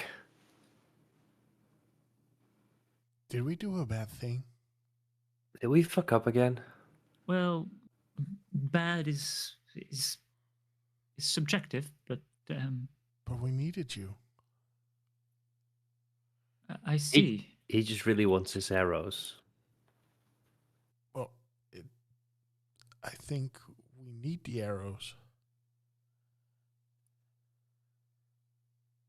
Well, I see. I'm just glad to have you back as well. Yeah. I hadn't thanked you for the amazing weapon yet, and you're a good person. Of course, you're welcome. Before I can start working again, I would need a little while for myself to Don't worry reorientate. about that. Oh my god, don't worry it's about not that. the first thing that I ask of you. Just maybe if we can get you here, we can also take you back. Oh, I don't think it's a good idea to move me from here. Oh, I think the ice here is quite helping the stop the loss of my soul, or at least we also slow it. try to make it a little bit of a shrine to La Thunder. I don't know how much that is helping, but or That is probably the reason why it is frozen over. Then you really did something very dangerous. You do know that. Nah. I don't know do much, not to be understand honest. the hippo at all. Riz is just like- smiling from ear to ear. You could have been dragged. Your soul could have been dragged with us into that land forever. Yeah, It's but it didn't happen, so not much to worry about, I guess. It's not like we're sitting at home safe and sound and happy anyway. No, but at least you're sort of alive. Gotta live a little. Yeah. I see. I think I should Rest? rest, but also make some things to keep you from dying. Seems you all have quite a death wish. Nah, I don't really have a death wish, I just care for my friends. Not so much as death wish as more I'm just happy that something that we did actually on a worked. whim actually worked out in our favor, yes. Well, apparently it didn't, but it also did. We still are on a mission to save you, Lydia. We still want to make sure that your soul is not forfeit. Very so well. if you know any way that we can help you, please let us know. The only way I can think of, and that is a big ask, is to return the world to whatever it was before this storm. Yeah, we're on track for that. It might just take years. You don't have years. As far as Gorvas could figure out, the reason why we are losing ourselves is because Lathunder is locked out of this place. I could feel that with Ayun as well. Yes, I fear that most gods probably, maybe even all of them. The only thing is that the chapel had enough, you could say, faith or holy power. Gorvas sacrificed his own power to make like a sanctuary to Lathander, and that's the only reason why we could maintain sanity, very likely. And we released the evil inside of that. Yes. Which, Yeah, I'm not gonna lie, now I feel kind of bad for calling him a bitch. to be fair, a place to release a lich would, the best place would probably be within the domain of a god that is quite powerful against undead. This is true. If you had released him anywhere else, he would be free to do whatever he wished. Well, Did I hear you correctly? You were with Gorvas. Well, part of his soul is already lost. It's already in the realm of Lathander. yes, and we were trying to figure out how to, defeat the Lich.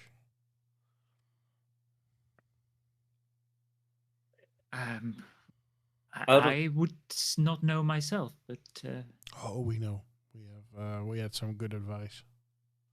We I are see. following the clues. Out of character, real fast, Mhm. DM.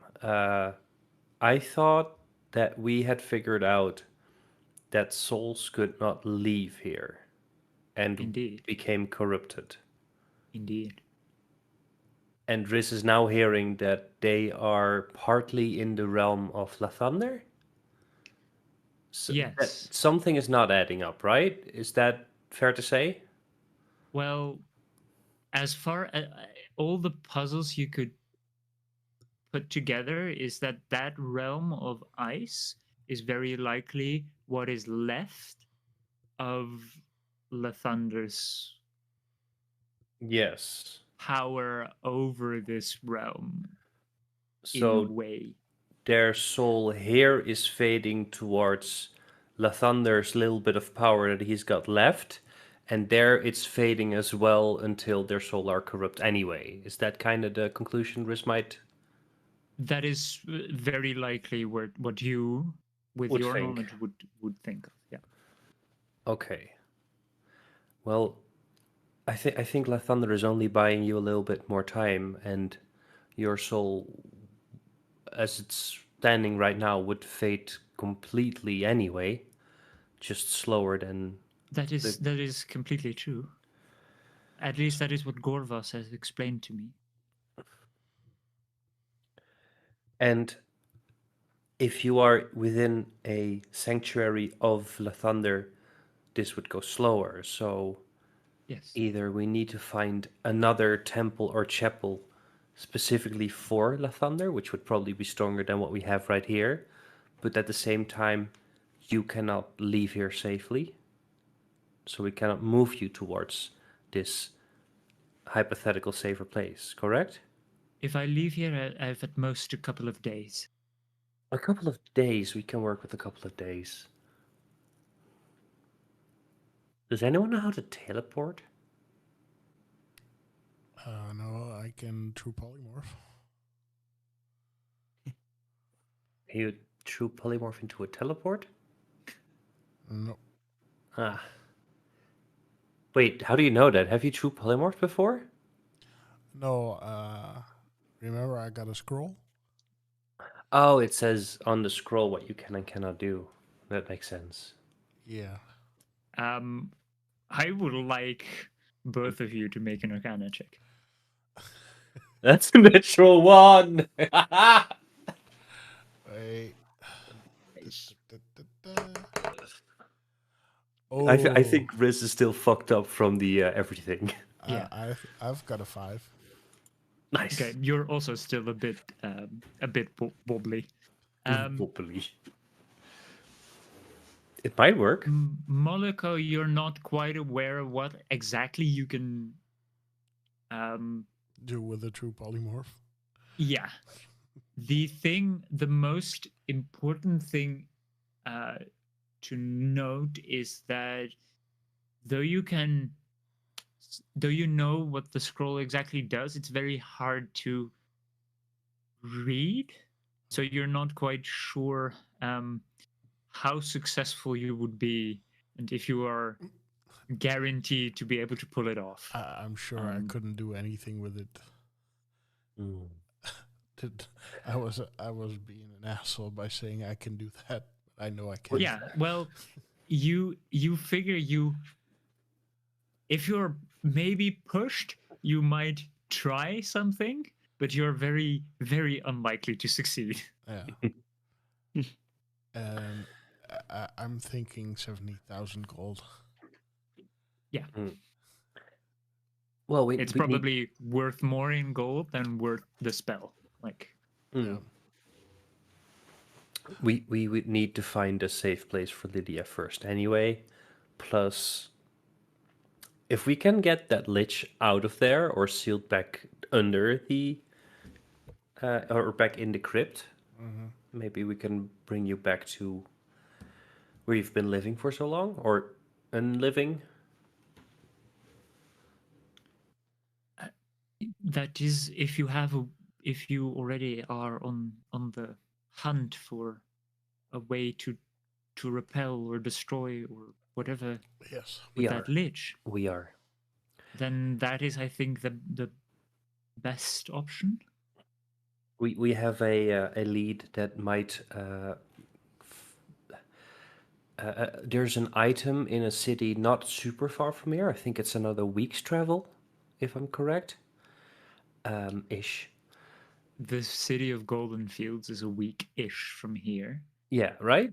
The city where you're going is not the city of Golden Fields. Oh, fuck, right. The city of Golden Fields is just a stop from, like, on the Yeah. way. Yep. Yeah. It's at least 3 weeks, if not a little more. So, Lydia, how long do you think you have if you stay in this room? How to quantify life?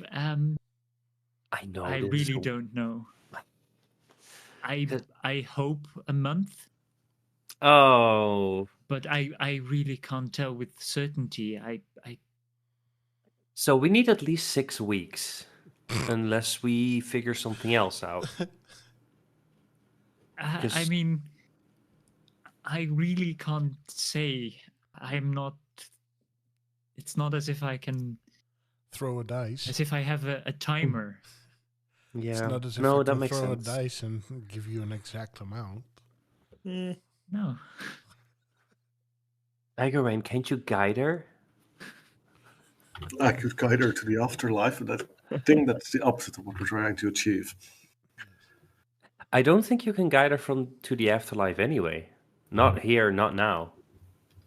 Oh shit, we need some more holy water too, I guess. We need a lot of things. Yeah. We need a miracle. Most of all, we need information. Still. You know, I've read about this spell. It's called Wish. That would come in real handy right now. I really wish we had that spell. Could also be very dangerous, depending on what you wish for. Nah. The bigger the wish, the bigger Harder they fall? Yeah. Yeah, can you tell us anything more about that weird ice location, Lydia? Because what I saw was a city full of frozen over people that seemed like it was like it would have been 900 years ago. Well, I that s- Yep. I think that is that place. I'm not 100. I cannot say for certain, but it's like a place in between planes. It is a sort of a last resort that Lathander had made to maintain some kind of influence between this place and the original world. So it's not our present frozen in time. We cannot go back to that, whatever then was. I do not know. It might be a mirror of that presence. It might be the actual location there that is where he has influence over. But I cannot say for certain. It is at least the very last connection, at least Lathander has to this place. It would also mean that the more years go by, the less influence he has over this world. Yes.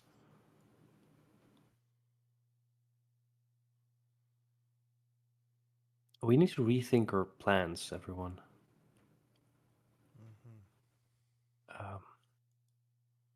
Do you know of any weak spots that the Lich might have? Because I've got a little bit of ice magic. I don't. It's a fire thing. Maybe. Maybe no. But we're going for that artifact. And Yes. the artifact was used to, you know. Yes, and Lydia is probably not gonna make it if we go to the city, find the artifact, and go back. Yeah, but still, I'm just saying that's a big if. But, yeah, it's a very big one. It's her life. For the resistances, or at least for your knowledge, it's very unlikely that the Lich would be affected by cold. That's fair. I mean, after all he And needs to do... definitely not by necrotic. or fire damage. Radiant would be my guess. Yeah. And that's what we need the arrows for. Also for the shadow folk. Yeah, I think we might want to skip the shadow bullshit for this local dude that we could help with his career and just go straight as fast as we can towards the actual artifact that we need. Like, maybe we shouldn't even stop at Golden Fields and just make a beeline towards the city. I would like to say, whilst because I would, of course, very much like to survive, don't put all your eggs in the basket. Efforts towards me. Yeah, that's what I'm thinking too. I do not think it's. Let's be hopeful and say that I have at least a month. And let's hope that I have even more time. I think it's more important that you are safe than that you try to rush into danger, getting an item and then just trying to fight a lich. Well, I don't want to say that you are weak, but you are not. I don't know if that item can just immediately destroy it or kill it. I don't know of the capabilities, but what if that item is not powerful enough? Then you are just throwing your lives away. I mean, we did let it loose. The least we can do is make an effort to put it back where it belongs. Yes, but as far as I'm aware, the remnants of Gorvas and Lathander's power are just keeping it at bay. And those are waning with each and every day. But they are a lot stronger than my soul. So they will last more than a month. I don't know quite how long, but... You're saying we should do more research, take our time, find more weapons, get stronger, and then put it back. Well, it is a lich, and it seemed very powerful. I have as I said, I have a certain connection to necrotic energy, which also allows me to create these magical items, and I felt completely suppressed by it. It's even stronger, I think, than Lathander's power in that area. At least at its peak, it was stronger. Imagine what would happen if... Would you say it perhaps is strong enough to have caused all of this? No. To draw cast this realm? No. Lathander's original power should have been... He is one of the 12 divine. He should have been several times more powerful. Even only an avatar of him, an aspect, could easily defeat a lich. Lathander was considered the most powerful, or the god with the most influence in the mortal realm, considering he is the god of birth and rebirth, and everything has a beginning and an end. So he's connected to everything we do. I see. And I would hate to, give up Lydia and hope for the best, but she's right. We did the stupid thing together here, but we need her for now, and she can help us. I am more than willing to do whatever I can in my power to make you strong enough to beat it, but I also have, this might be a misplaced trust, but I have a feeling, a hope, that you might also be the ones to somehow solve the entire issue. And I would hate to see you die to a mere lich because of me.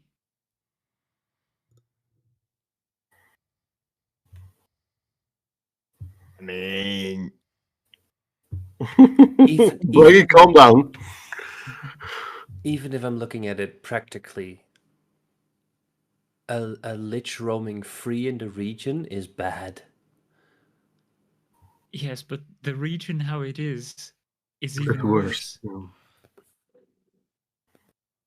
And perhaps the region itself will still trouble him enough to be busy for as long as we need to find a definitive answer to our existential problems. I'm still thinking about Matilda. Maybe we can buy her services, which is very risky. I'm not a big fan of this, but if we You don't have have spoken to the hag.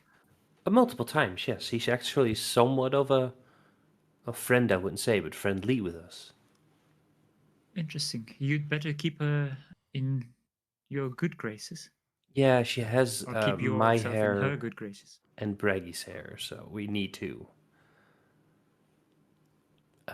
She gave us the information about the artifact. Yes. I see. That explains a lot. It's not. It wouldn't be just any artifact we were looking after. Did she give you a time frame? No. No, she just said the location.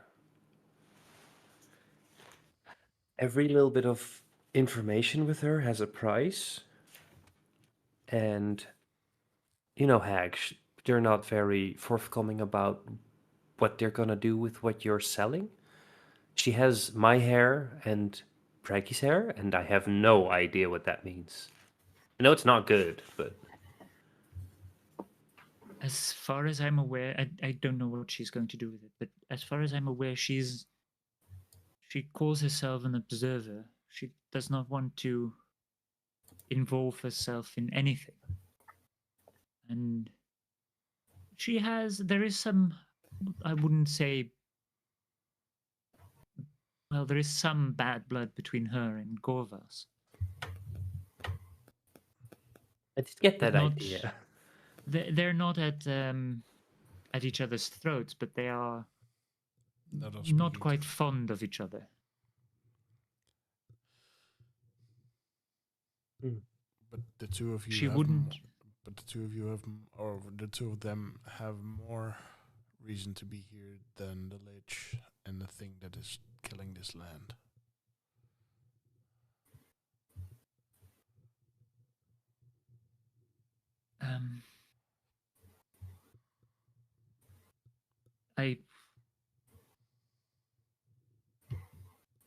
Sorry, I don't.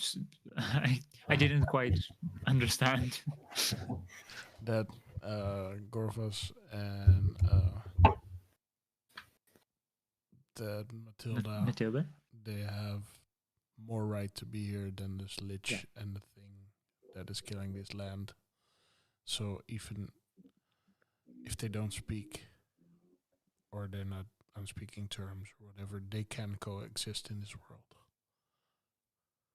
Yes, and they did for a very long time.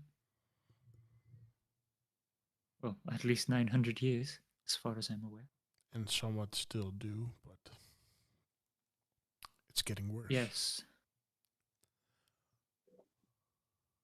I would say that Lathandra's power was powerful enough to contain us here in that chapel for at least 900 years, which means that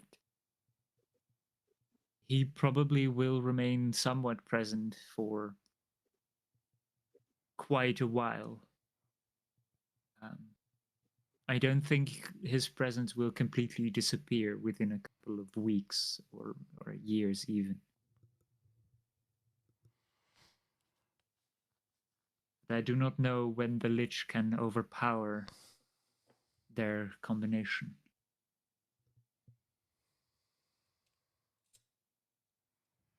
Well, we're gonna try to not let him succeed anyway. I think our mission should still be to get the artifact. At the very least, so that we know what it is, the artifact, and what we can or cannot do with it.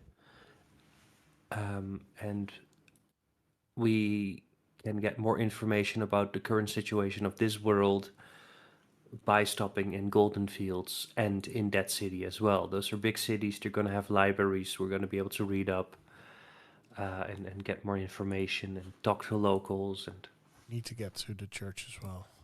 yes, Yep. We need to get into the city and well, this find city. out- and find out what's happening over there as well, because I believe there might be some information there. And even if we don't come back to this dude on the other side, but still, we need to check it out. Yeah, if we happen to kill some shades or shadows in the meantime, that's a plus. I mean, he gave you what you needed in good faith. Well, because you healed all the warriors. But also in good faith that we would come back with evidence. And I do believe that even though he might be a stuck-up guy, he wants to make a name for himself. And if we get him in our good graces and we help him, I think maybe when time comes and we need help, he will be there for us. Maybe it couldn't hurt, but also I don't know. It just seems that every time comes back to us. You know, it's always we don't have enough time. We're stuck in time. Time is frozen. Time explodes. It's always time. Yeah. And we have enough time. And we have to take the time. And we will make it. Regards, I agree with you that we should check out the temple. Tempest might have a connection to all of this somehow. Yeah, because we also... I would like all of you to make a wisdom check. 10. 7. Put it back to normal. Wisdom, wisdom. Where are you? Garwin is gonna roll a net 20. Don't worry. I was really close to it. Really Really close to it. 10, 7, 9, and 10. So for some reason, the most stupid person in the group rolled the best. Yep. Amazing. You all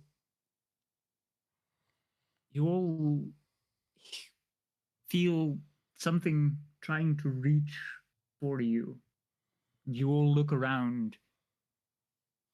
Briefly, you were maybe being watched, or something was trying to grasp at you, trying to reach you, trying to contact you, but it failed.